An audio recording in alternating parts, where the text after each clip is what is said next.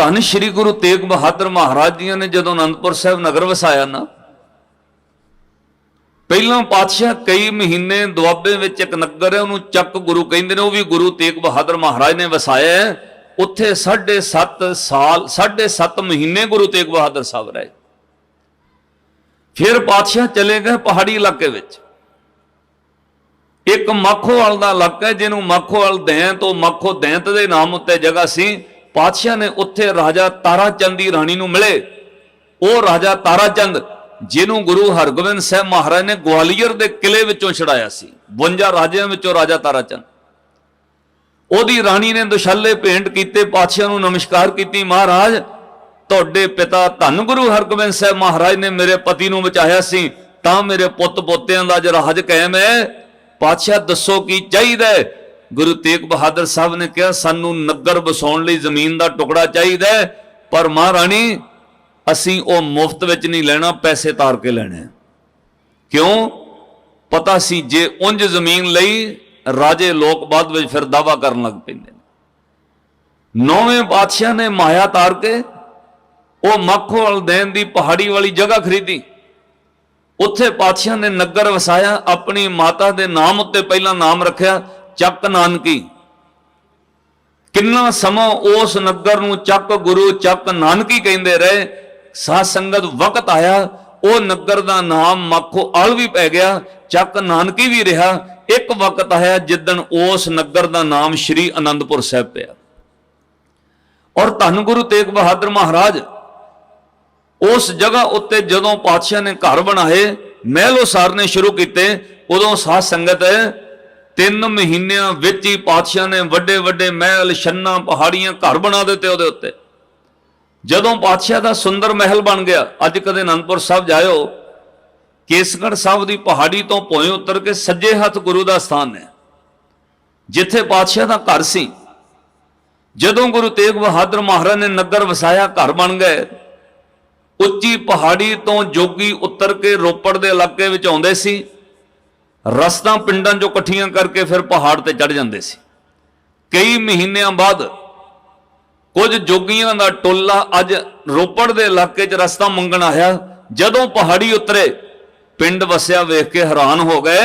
3 महीने पहला कुछ भी नहीं सी, 3 महीनों च पिंड किवें वस गया? ये किने वसाया? लकड़ा वढ़दे एक सिख नूं पुछिआ, ਉਹਦਾ नाम भाई दयाल दास आया, जिहड़ा बाद विच गुरु तेग बहादुर महाराज नाल शहादत दिंदा जा। दयाल दास नूं लकड़ां वढ़दिआं पुछदे ने जोगी, भाई ये महल कौन बना रहा है, नगर कौन वसा रहा है?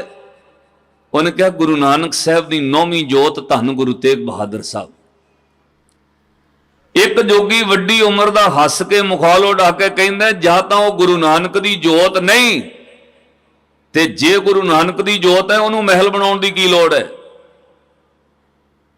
गुरु नानक साहब ने घूम फिर के प्रचार करके उदासियां करके प्रचार किया है, एडे वड्डे महल पहाड़ी ते नगर वसाउण की की लोड़ है? जां तां ओह गुरु तेग बहादुर साहब 9वीं जोत नहीं है, जे 9वीं जोत है फिर पिंड क्यों वसा रहे हैं? घूम के प्रचार कर नाम का। तो भाई दयाल दास ने कहा यदा जवाब तो गुरु दे सकता है, वे नगर क्यों वसा रहे है? मेरे गुरु ने जिथे रहे उत्थे नगर वसाया है, गुरु तेग बहादुर साहब क्यों वसा रहे ने? यदा जवाब तो गुरु दे सकता है। वो जोगियां ने कहा चल बई असी लंघदियां तेरे नगर चों लंघांगे, तेरे गुरु कोलों पुछदे क्यों वसा रहे। शामां पै चुकियां सन, पातशाह का दरबार समाप्त होने लगा। भाई दयाल दास ने कहा महाराज जोगी आए ने, सवाल करते ने नगर क्यों वसा रहे हो? गुरु तेग बहादुर महाराज ने अदब नाल कहा जोगियां नूं, साध जनो प्रशादा पानी छको, रात रहो, कल सवेरे तुहानूं जवाब दवांगे नगर क्यों वसा रहे। जदों रात भोजन प्रशादा छक के सुते ना, सुत्तियां पिया मौले शाह वो जोगी नूं दरवेश नूं सुपना आया। एक बेनती समझो, गुरु सुपने विच ही दुबदा दूर कर दिंदा है। जे गुरु चाहे सुपने विच बंधन कट दिंदा है, जे गुरु चाहे सुपने विच जन्म मरण मिटा दिंदा है। ये गुरु की वडियाई है। पर याद रखियो सुपना वो बनता है जो तुसीं दिन दे वेले विचार सोचते हो। ये साध संगत अंग्रेज एक फिलासफर होया मिस्टर फ्राइड, उन्हें सुपने ते बहुत लंबी चौड़ी फिलासफी लिखी। उन्हें कहा कई कई साल, कई कई दहाके, कई कई जन्मां तो बाद चित्त विच चितवे होए फुरने एक दिन सुपने बन लग पैंदे। हो सकता है कई बार तुहानूं इस तरह वापरेगा, सुपने में तुसीं उत्थे चले जांदे हो जिहड़ी जगह तुसीं कदे गए नहीं, पर तुहानूं उठ के ऐं लगदा भी उत्थे गया होया मैं कदे, जां किसी जगह उत्ते पहुंचो ऐं लगदा भी इत्थे पहले भी आया। साध संगत सुपना वो कुछ आउंदा है जिहड़े बंदे कदे वेखे नहीं। क्यों? कई कई दहाके, कई कई साल और हो सकता है कई जन्मां दे चित्त विच चितवे होए फुरने इस मन दे नाल कदे अचेत मन में सुपना बन सकता है। इनू गुरु ग्रंथ साहब महाराज की बाणी ने कहा, जन्म जन्म की इस मन को मल लागी, काला होआ स्याहो। जन्म जन्मां दी मैल है, कई जन्मां तो चले हुए कर्म कई बार सुपने में चलते हैं। और जिन्हों विचार करोगे वो सुपना नाल चलता है। जिन्हों छेती जिदा कल सोचे वो नाल अगली रात सुपना बन जाए, ये समझो वो बंदा निर्मलताई दे नेड़े है। दरमेश मौले शाह बंदगी वाला सी, पर जदों गुरु तेग बहादुर साहब ते शक की, अज रात नूं आनंदपुर साहब सुता उन्होंने सुपना आ गया। सुपना की आया? गुरु ने सुपने में जवाब देना सी उन्होंने। जदों सुपना आया, सुपने विचों जंगल विच घुमदा, मीह हनेरी झक्खड़ गड़े पै रहे ने। गड़ियां तो मीह हनेरी तो बचाव करने वास्ते एक दरख्तां दी बनी हुई झिड़ी विच लुक गया, जिन्हों घुरना कहंदे ने। वो झिड़ी विच दरख्त दा ओट लिया वे, अजे मीह पैंदा है, गड़े पैंदे ने, अपने आप नूं बचाउण लई दरख्तां दी झिड़ी च वड़ गया। अजे मोले तहार मीह वरखा गड़े पै रहे ने, इन्ने नूं एक खूंखार शेर आ गया। जदों सामने शेर आया, हुण वो घुरने च लुकिया, झिड़ी च लुकिया, डरदा शेर खा जाएगा, पर शेर ने खाधा नहीं। शेर झिड़ी तो घुरने तो बाहर बह गया। पैंदे हुए गड़ियां दे नाल शेर दी मौत हो गई। इन्ने नूं बिजली लशकी, दिन चढ़िया, मीह हट गया। जदों बिजली का खड़ाक होया, उहदी जाग खुल गई। वो सोचदा मैं ते आनंदपुर साहिब हां, मैं ते वो जगह ते जिथे गुरु तेग बहादुर साहब तो मैं सवाल पुछण आया सी। उठिया, आले दुआले वेख्या, कुछ सिख जागे हुए ने, कोई इशनान करदा, कोई बाणी पढ़दा, ते साध संगत इन्हें भी उठ के अपना पूजा पाठ किया। जदों अमृत वेले आसा दी वार दा दीवान सजया, मोहरे आके बह गया। चित्त विच जदों दीवान समाप्त होए, मैं सवाल पुछना है, जेड़ा गुरु सिखां नूं कहंदा जग रचना सब झूठ है, जान लिहो रे मीत, वो गुरु फिर महल क्यों बना दे? जदों श्री गुरु तेग बहादुर महाराज जी ने दीवान समाप्त किया, पातशाह उठ के तखत तो तुरन लगे। ये मौले शाह दरवेश योगियों नूं नाल लेके पहुंचा, बोलिया, कहना जी मेरे सवाल का जवाब तां दे दिओ, मेरे सवाल का जवाब तां दे दिओ। श्री गुरु तेग बहादुर महाराज मुस्कुरा पे, कहंदे मौले शाह जवाब तां राती सुपने विच ही देता तैनूं, जवाब तां रात तैनूं सुपने विच मिल गया। कहना महाराज सुपने विच? कह गए हाँ, जो राती तेरे नाल सुपना वरतिया एक बार सारियां नूं सुना, तैनूं जवाब राती दे दिता सी। उन्हें सुपना सुनाया, कहना महाराज राती मैं सुपने विच किसे जंगल विच कर गया, मीह नेरी झक्खड़ गड़े बारिश पैण लग पई। गड़ियां ते मीह तो मैं बचाह दी खातर एक झिड़ी विच घुरने छुप गया। इन्ने नूं मोरे शेर आ गया, शेर ने मैनूं खाधा नहीं, क्योंकि वो झिड़ी वो घुरना शेर दा घर सी। वो शेर ने मैनूं नहीं खाधा, बाहर बह गया। गड़े पै के शेर दी मौत हो गई, बिजली लशकी, इन्ने नूं मेरी याद खुल गई। मैं वेख्या मैं तुहाडी नगरी विच आनंदपुर साहब। महाराज जवाब की मिलिया? श्री गुरु तेग बहादुर महाराज बोले, कहंदे सुपने विच तूं गड़ियां तो बचण वास्ते अपनी जान बचाउण लई झिड़ी विच शेर दे घुरने च लुकिया, ते शेर दे घुरने शरण विच आए नूं शेर ने खाधा नहीं। आप बाहर बह के गड़ियां दी ताप झल के वो शेर मर गया, पर तेरी जान उन्हें बचा लई, तैनूं नहीं खाधा। कहंदे इस तों बाद बिजली लशकी, तेरी जाग खुल गई। तेरा सवाल यह है, जे गुरु कहंदा जग रचना सब झूठ है, ते महल क्यों बना रहा? जे गुरु कहंदा सब कुछ झूठ है, ये महल ये घर क्यों बनाए जा रहे हैं, ये नगर क्यों सजाया है? कहंदे सुन, ये आनंदपुर साहब नगर इसलिए वसिया मौले शाह, जिमें शेर दी शरण विच गया, शेर ने तेरी जान बचाई, तेनू खादा नहीं, आप तो गड़िया नाल मर गया। कहते आनंदपुर साहब इसलिए वसाया जा रहा है, एक दिन वक्त आएगा जदों कोई दुखी दीन लोग आके इस घर विच शरण लैणगे, जिदन वो शरण मंगणगे उदन गुरु तेग बहादुर साहब अपना सीस तां कटा लेगा, पर उन्हां दे तिलक जंजू नहीं लैण देगा।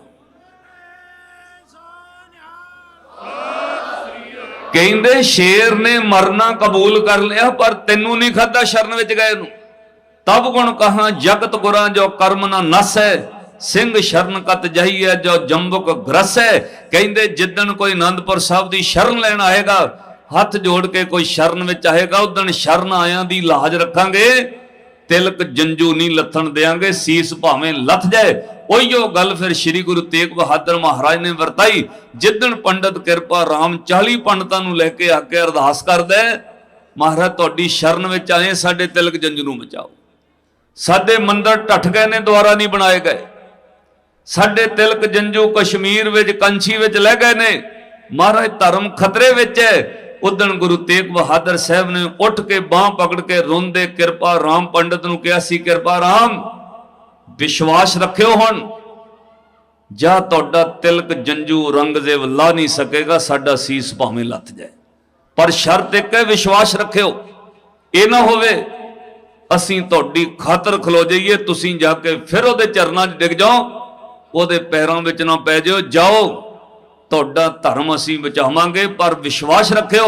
धन गुरु तेग बहादुर महाराज बोले, कहंदे तेग बहादुर बोलिया, धर पई है धर्म ना छोड़िए, वहां जिन्हां दी पकड़िए सिर दीजै, वाह ना छोड़िए।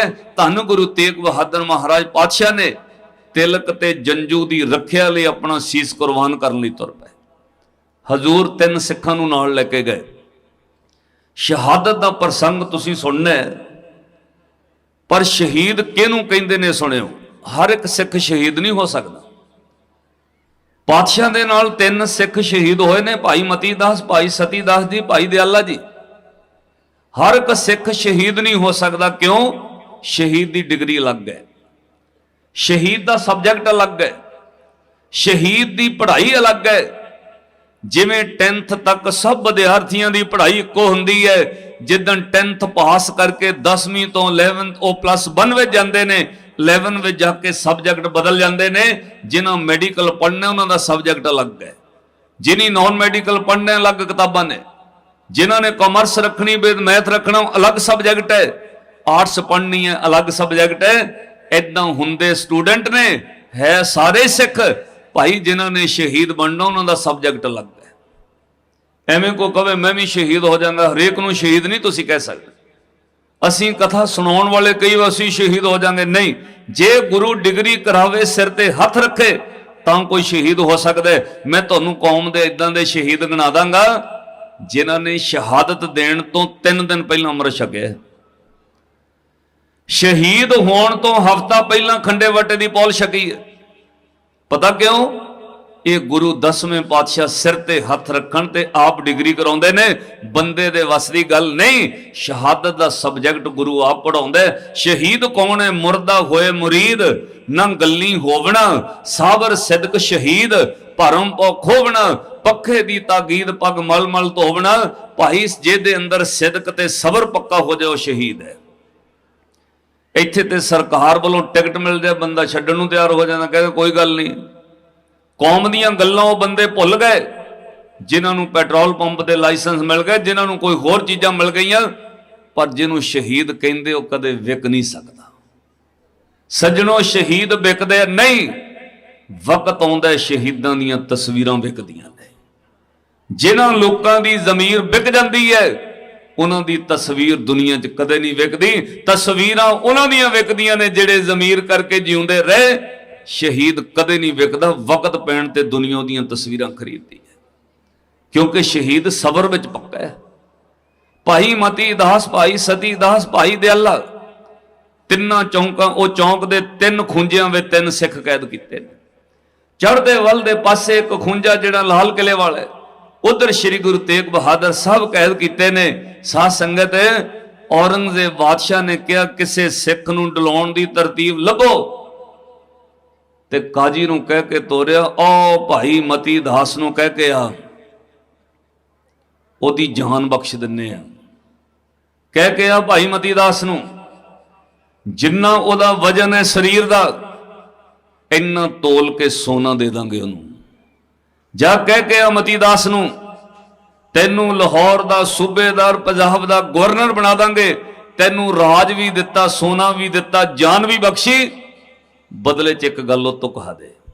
आ गया काजी चौरस्ते में खलो के कहना मती दास तेरे ते औरंगजेब बादशाह बड़ा खुश है। इनू नीति कहते हैं, सिखां नू नीति पढ़नी चाहिए है। ये 10वें पातशाह के 52 बचन ने, इनू नीति कहते हैं। तुहानू किवें प्रेरिया जाता है? औरंगजेब बादशाह तेरे ते खुश है। औरंगजेब बादशाह कहता कल्ले मती दास की जान बख्श दो। औरंगजेब बादशाह कहता मती दास का वजन तोल के सोना दे दो। औरंगजेब बादशाह कहता मती दास नूं पंजाब दा सूबेदार लाहौर दा गवर्नर ला दो, पर बदले में तेनों एक गल कहनी पैनी है। मती दास पुछदे ओ केड़ी? ते काजी बोलिया कहंदा गुरु तेग बहादुर महाराज वाल उंगल करके कह मैं गुरु तेग बहादुर साहब की सिक्खी छड्डी। इन्नी गल सुन के भाई मती दास रोह विच आ गए, उच्ची आवाज च बोले ओए काजी कह दे औरंगजेब नूं मती दास की जीव तो चीरी जा सकती है, पर यह जीव तो यह नहीं मैं कह सकता गुरु की सिक्खी छड्डी। मेरी जीव जुबान चीरी जा सकती है, पर जुबान तो तुसी ये नहीं अखवा सकते मैं गुरु की सिक्खी छड्डी। ताइयों सीस ते आरा रख के गब्बेों चीरिया, जीव चीरी गई पर जुबान तो अखवा नहीं सके कि गुरु की सिक्खी छड्डी। पता क्यों? दोनों तन ते जपजी पढ़े, देखत सबको आश्चर्य बढ़े। जेड़ा सिख जपजी नाल प्यार पाले सज्जनों ओदा जमीर चीरिया नहीं जा सकता, ओदा शरीर चीरिया जा सकता। भाई मती दास साहब ने ठोकर मारी ते काजी बोलिया कहना तैनू असी सोने नाल तोल रहे सी, तैनू राज दे रहे सी, तेरी जान बख्श रहे हैं, तू सिक्खी नहीं छड्ड रहा। तैनू गुरु तेग बहादुर साहब ने की दिता है?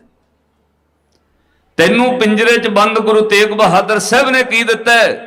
ते जवाब सुनियो, कहंदे जेड़ा सुख मैनू गुरु की सेवा चों मिलिया काजी साहब कह दे औरंगजेब नूं राज गद्दियां ते बह के वो सुख नहीं जेड़ा गुरु की सिक्खी ते सेवा विच सुख है।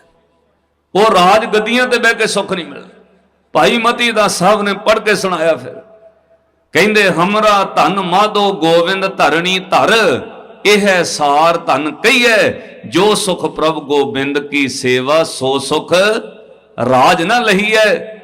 साध संगत इतिहास तुसी सबका मेरे प्यारे वीर ज्ञानी बलवीर सिंह जी पहाड़ साहब और ढाडियां पासों सुनने, दिल्ली का चांदनी चौंक जिहड़ा है ना लाल किले के बिल्कुल सामने है। जिन्हें नहीं सी वेख्या लाल किला वो भी पिछे जा वेख लिया तुसी। वो चौंक विच सरकारी खर्चे ते तेल पा के दीवे जगदे सी। सारा ही चौंक जिहड़ा सी चानण नाल भर जांदा सी। लाल किले चों राजियां दियां राणियां पटराणियां राजकुमार राजकुमारियां राजियां दा परिवार चौंक च बहिंदा सी। दुनिया वेखण नूं तरसदी सी, दुनिया वेखण आउंदी सी बई कोई चानण नाल भरिया चौंक है, चाननी चौंक। उहदा नाम रखिया सी चाननी चौंक।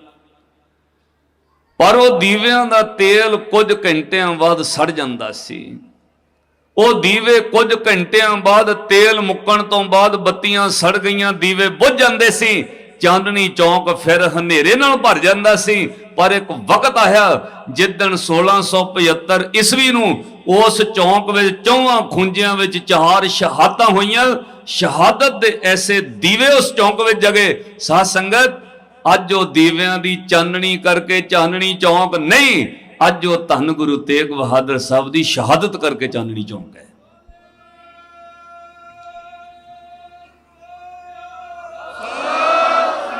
एक विद्वान लिखदा है, कहंदा अज भी दिल्ली दे चाननी चौक अंदर, अज भी दिल्ली दे चाननी चौक अंदर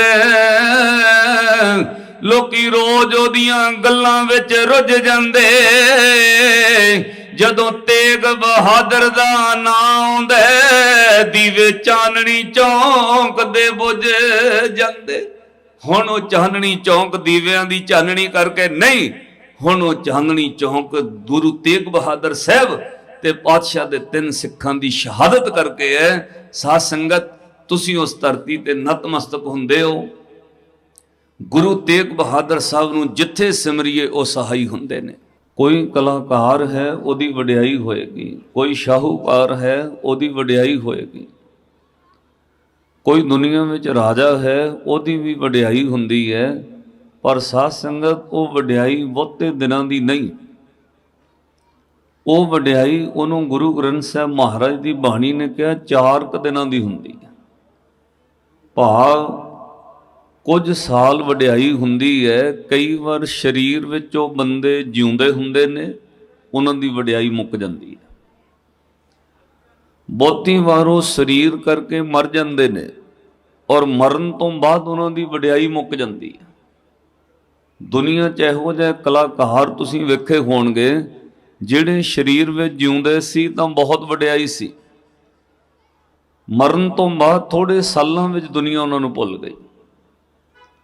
ਵੱਡੇ ਵੱਡੇ ਕਾਰੀਗਰ, ਵੱਡੇ ਵੱਡੇ ਸ਼ਾਹੂਕਾਰ ਇਸ ਧਰਤੀ ਤੇ ਪੈਦਾ ਹੋਏ ਜਿਨ੍ਹਾਂ ਰਾਜਿਆਂ ਦੀ ਵਡਿਆਈ ਸੀ ਸਰੀਰ ਵਿੱਚ ਰਹਿੰਦਿਆਂ, ਮਰਨ ਤੋਂ ਬਾਅਦ ਕੁਝ ਦਿਨਾਂ ਬਾਅਦ ਦੁਨੀਆ ਉਹਨਾਂ ਨੂੰ ਭੁੱਲ ਗਈ।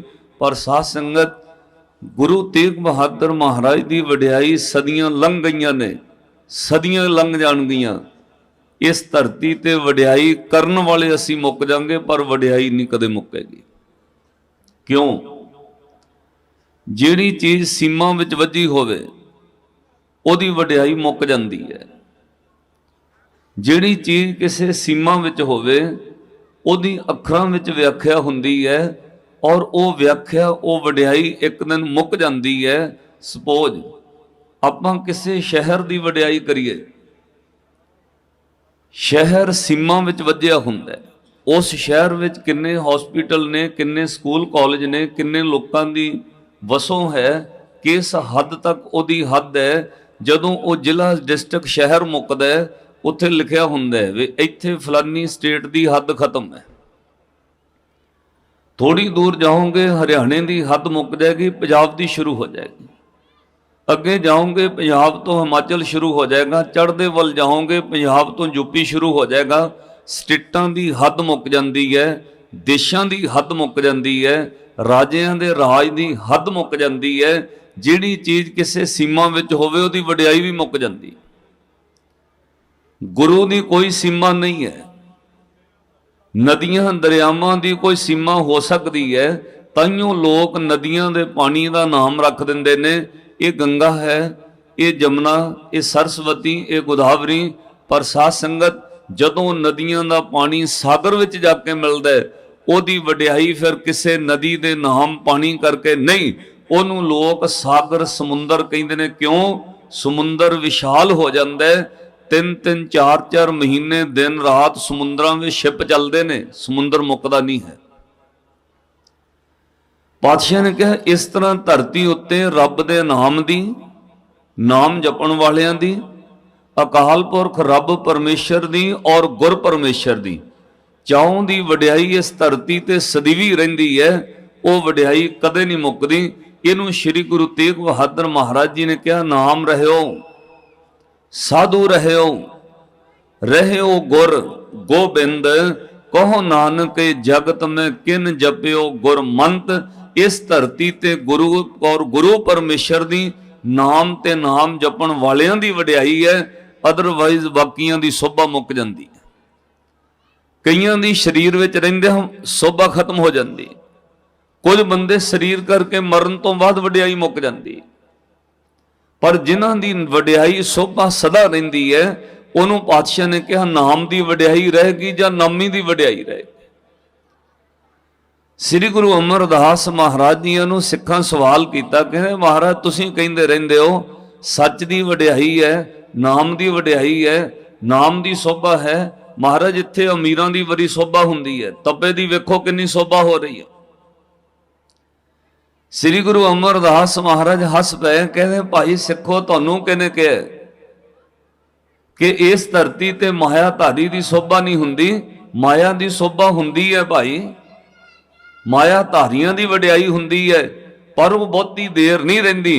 4 दिनों की शोभा है, शरीर विच रहिंदे कई बार मुक जाती है।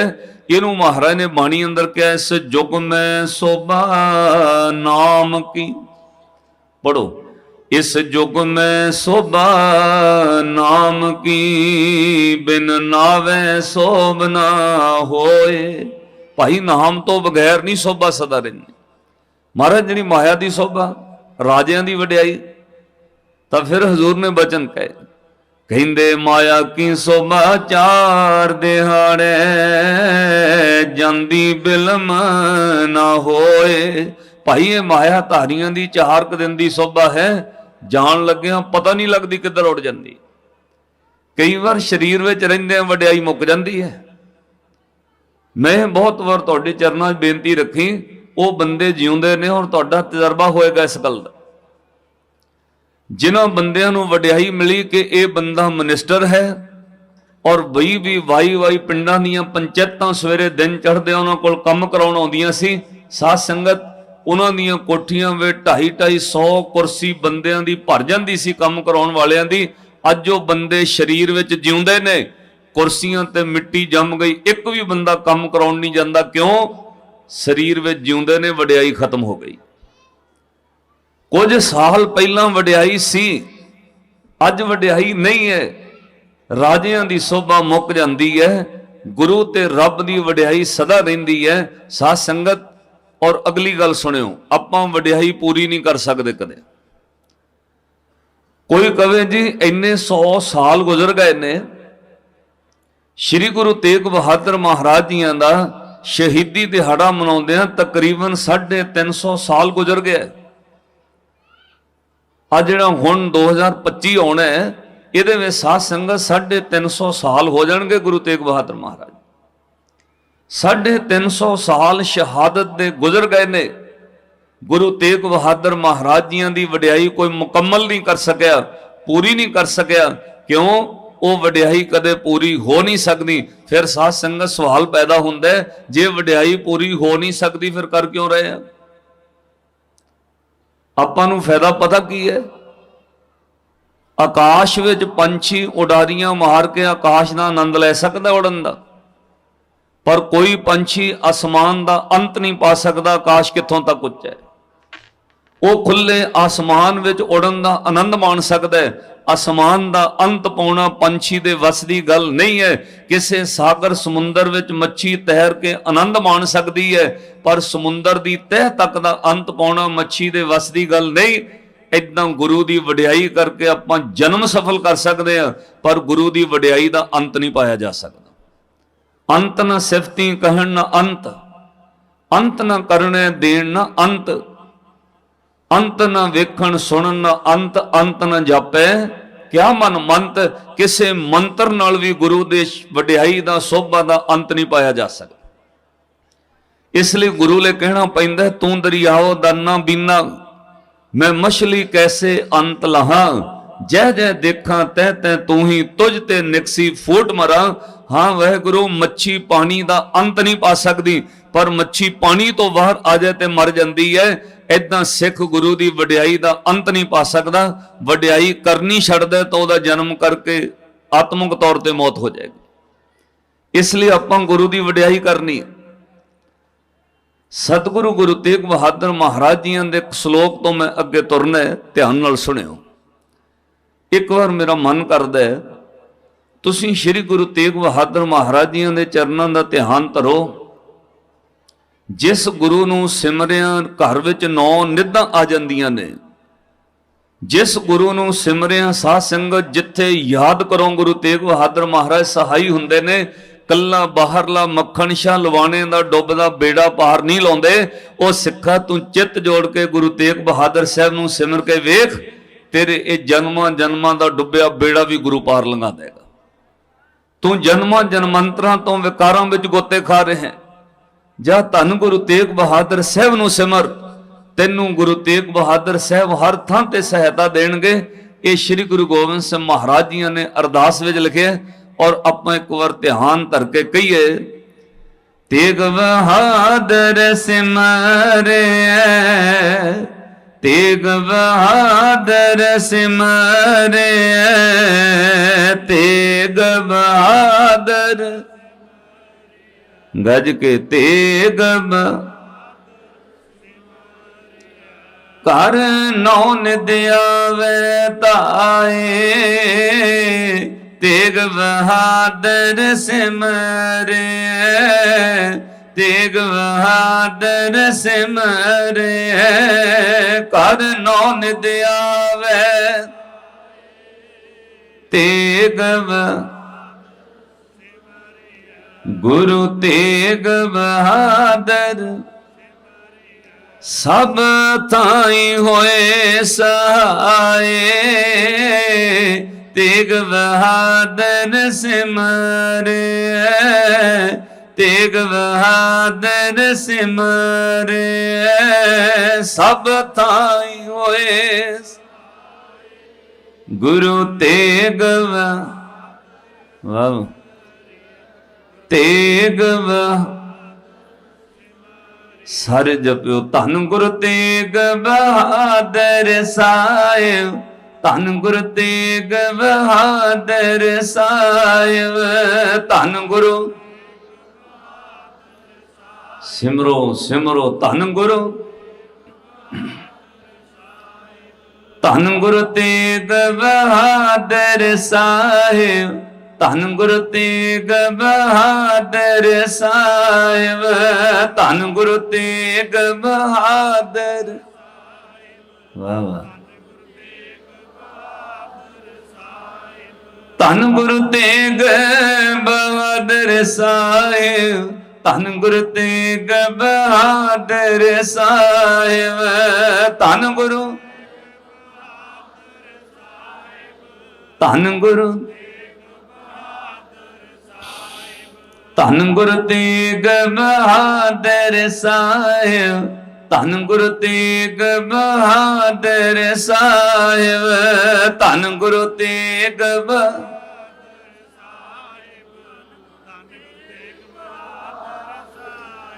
सब थाई होए सहाय, तेग बहादुर सिमरे, तेग बहादुर सिमरे, सब थाई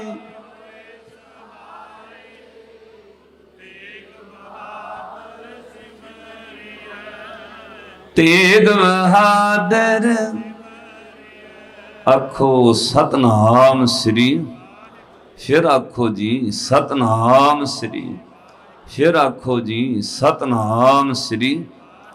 श्री गुरु तेग बहादुर महाराज जी का एक श्लोक मैं तुहाडे नाल होर साझा करा। पातशाह ने बचन कहे पहला बचपन की उम्र शुरू होंदी है, फिर जवानी शुरू होंदी। जदों बंदा बचपन विच है, आपां सारे इन्हां उमरां चों लंघे हैं, तुहाडा ध्यान होएगा। जिन्नी देर बचपन की 12-14 साल तक की बालपन उम्र बतीत करदा है, बालपन बचपन विच बंदा जवानी दे सुपने लैंदा है। बचपन विच बंदा कहेगा जदों वो बच्चे की निहाई बालपन विच है, वो कहेगा वड्डा होके मैं भी आ मोटरसाइकिल लेना है, वड्डा होके मैं भी आ कार लेनी है, वड्डा होके मैं भी इदां दा घर बनाउणा है। वो बचपन विच बालपन विच जवानी दे सुपने वेखदा है। और जदों जोवन जवानी विच आउंदा है तां साध संगत ओदा ध्यान बुढ़ेपे वल जांदा है कि बस मैं थोड़े जे काम नवेड़ना, फिर विले होकर कोठी बना लेनी है, फिर वो बह के नाम जपांगे, बस थोड़े जे कार निबण आ भी जमीन लै लैनी है, इदां दा घर बनाउणा है। साध संगत ओदी जवानी घर बारे सोचदियां बनाउंदियां बच्चे पालदियां विआहुंदियां लंघ जांदी है। पर जदों बंदा 50 साल तो टप के बुढ़ेपे च प्रवेश करदा है, माफ करियो बुढ़ेपे तो अगे सोचना बंद कर दिंदा, फिर पिछे नूं सोचना शुरू करदा है। बचपन विच हुंदा है अगे जवानी वाल सोचदा है, जवानी विच हुंदा है बुढ़ेपे बारे सोचदा है, मैं बुढ़ेपे बारे कुछ बुढ़ेपे लिए रख ला भाई। वो जदों बच्चियां नूं जमीन वंडदा है पहलां अपने नाम रखदा है, बुढ़े वेले काम आएगी जी। 4 पैसे अपने नाम ते FDR रख दे, मेरे बुढ़ेपे विच काम आउणगे। ਜਿਹੜੀ चीज़ पुत्तां ਧੀਆਂ ਨੂੰ ਵੰਡਦਾ ਬਣਾਉਂਦਾ ਉਹਨਾਂ ਵਾਸਤੇ है, फिर भी बुढ़ेपे ਲਈ ਸਾਂਭਦਾ। पर ਜਦੋਂ बुढ़ेपन बुढ़ेपे ਵਿੱਚ ਪ੍ਰਵੇਸ਼ ਕਰਦਾ, बुढ़ेपे ਤੋਂ ਅੱਗੇ ਸੋਚਣਾ ਬੰਦ ਕਰ ਦਿੰਦਾ, फिर ਉਹ ਪਿੱਛੇ ਵੱਲ ਸੋਚਦਾ, ਜਦੋਂ ਅਸੀਂ ਬਚਪਨ ਵਿੱਚ ਹੁੰਦੇ ਸੀ, ਜਦੋਂ ਆਪਾਂ ਜਵਾਨੀ 'ਚ ਹੁੰਦੇ ਸੀ ਆਹ ਕੀਤਾ, ਜਦੋਂ ਮੈਂ ਜਵਾਨ ਹੁੰਦਾ ਸੀ ਮੈਂ ਆਹ ਕੰਮ ਕੀਤਾ। ਸਾਧ ਸੰਗਤ ਉਹ ਫਿਰ ਪਿੱਛੇ ਦੀਆਂ ਕਹਾਣੀਆਂ ਪਾਉਂਦਾ, बुढ़ेपे ਤੋਂ ਅੱਗੇ ਨਹੀਂ ਸੋਚਦਾ। श्री गुरु तेग बहादुर महाराज जी ने श्लोक कहा, कहते भाई बचपन सी जवानी की आस सी कि जवानी आनी है, जोबन जवानी वैसी तेनू आस है, अजे किहड़ा बुढ़े हो गए हैं, अजे बुढ़ेपे विच आउणे। अच्छा माफ करियो, बहुते बंदे ने जे उन्होंने कहो ना भी हुण गुरुद्वारे आया करो, अमृत छक लो, छड्डो पर, वो कहते हजे किहड़ा बुढ़े हो गए। बंदा बुढ़ेपा पता किहनूं समझदा, जिदन ਉਹਦੇ ਗੋਡੇ ਰਹਿ ਜਾਣ, ਅੱਖਾਂ ਰਹਿ ਜਾਣ, ਲੈਂਜ ਪੈ ਜਾਣ, ਜਿਦਨ ਸ਼ੂਗਰ ਤੇ 2-3 ਬਿਮਾਰੀਆਂ ਹੋ ਜਾਣ, ਫਿਰ ਕਹਿੰਦਾ ਮੈਂ ਬੁੱਢਾ ਹੋ ਗਿਆ। ਅਦਰਵਾਈਜ਼ ਇਹ ਚਿੱਟਿਆਂ ਨੂੰ ਕਾਲੇ ਕਰਕੇ ਵੀ ਬੁਢੇਪਾ ਛਪਾਉਂਦਾ ਰਹਿੰਦਾ, ਅਜੇ ਕਿਹੜਾ ਬੁੱਢੇ ਹੋ ਗਏ। ਸਾਧ ਸੰਗਤ ਗੁਰੂ ਗ੍ਰੰਥ ਸਾਹਿਬ ਮਹਾਰਾਜ ਦੀ ਬਾਣੀ ਪੜਿਓ, ਪਾਤਸ਼ਾਹ ਕਹਿੰਦੇ 10 ਬਾਲ ਤਨ 20 ਰਵਣ 30 ਕਾ ਸੁੰਦਰ ਕਹਾਵੇ, 40 ਪੁਰ ਹੋਏ। 40 ਸਾਲ ਤੱਕ ਬੰਦੇ ਦੀ ਉਮਰ ਪੂਰੀ ਹੈ। 85 पग खिसे, जदों 50 साल का हुंदा पैर खिसकन लग पैंदे ने, यह निशानी है जेड़ा जवानी विच कदे पैर डगमगाउंदा नहीं, कदे फिसलदा नहीं, कदे ठोकर नहीं खांदा, 50 साल की उम्र च किते ना किते ठोकर वजन लग पैंदी है। 50 साल की उम्र विच उच्चा नीवां पैर रखण लग पैंदा, पर बंदा फिर भी बुढ़ेपा समझदा नहीं। 85 पग खिसे 60 के बुढ़ेपा आवे। 60 साल की उम्र नूं गुरु ग्रंथ साहिब महाराज ने कहा बुढ़ेपा आ गया। 70 का मतहीन, 70 साल का हो जाए, ओदे पुत नोहां परिवार वाले कहन लग पैंदे ने बापू तू चुप कर, तैनूं नहीं पता।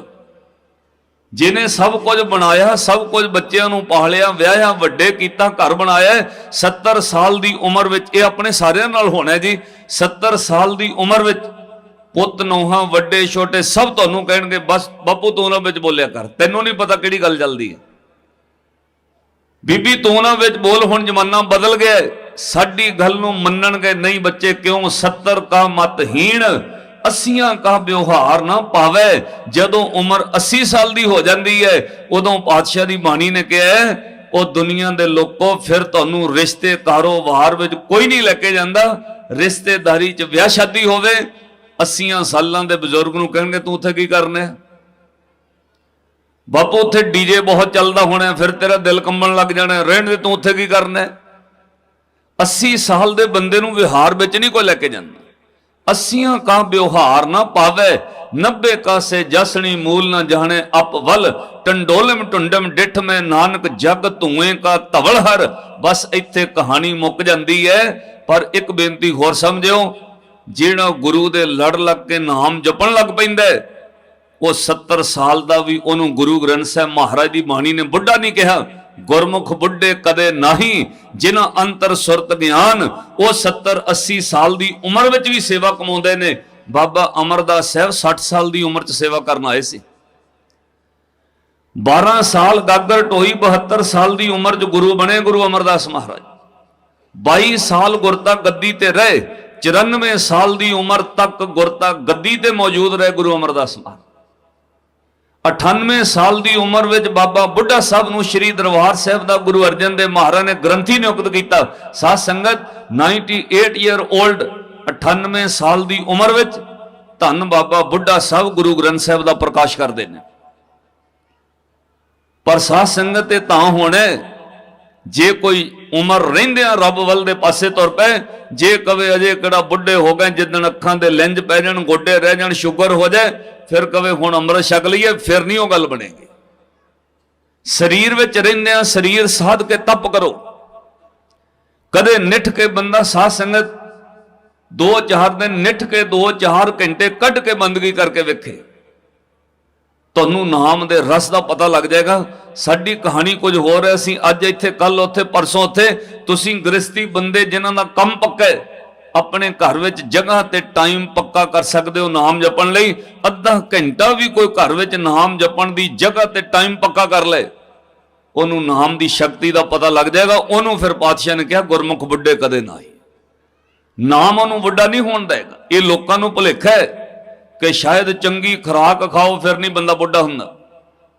नाम एक वो ताकत है जिहड़ी तुहाडे शरीर की अवस्था तो 60 70 80 साल का शरीर बिरध बहाल चिट्टे होणगे, पर सज्जणों अंदरों तुहानूं गुरु अंदरों ते बाहरों अरोग रखदा है। जिहड़ा नाम जपदा ना उहदे अंदर चिंता रहिंदी ना बाहर शरीर की चिंता रहिंदी। उहदे दोवां थावां की जिम्मेवारी गुरु लैंदा है। दोवें थाव रखे गुर सूरे, गुरु सूरमा दोवें थां ते उहदी रखिया करदा है। लोक सुखीए पर लोक सुहेले, नानक हर प्रभ आपे मिले। इनू महाराज ने कहा सोए जाग चिंता सोए अचिंता जाग चिंता, जहां कहां प्रभ तू बरतंता। घर सुख वसिया बाहर सुख पाया, कहो नानक गुर मंत्र दृढ़ाया। हुण श्री गुरु तेग बहादुर महाराज की कहने बचपन सी चल जवानी की आस सी, जवानी आनी है अजे, जवानी सी ते बुढ़ेपे की आस सी, अजे किहड़ा बुढ़े हो गए। कहते बुढ़ेपे की आस विच काम करता रहा, वह भलिया जिदन हुण बुढ़ा हो गया हुण तैनू पिछे नू सोचण की गल छड्ड, तू अगे सोचना शुरू कर। क्यों?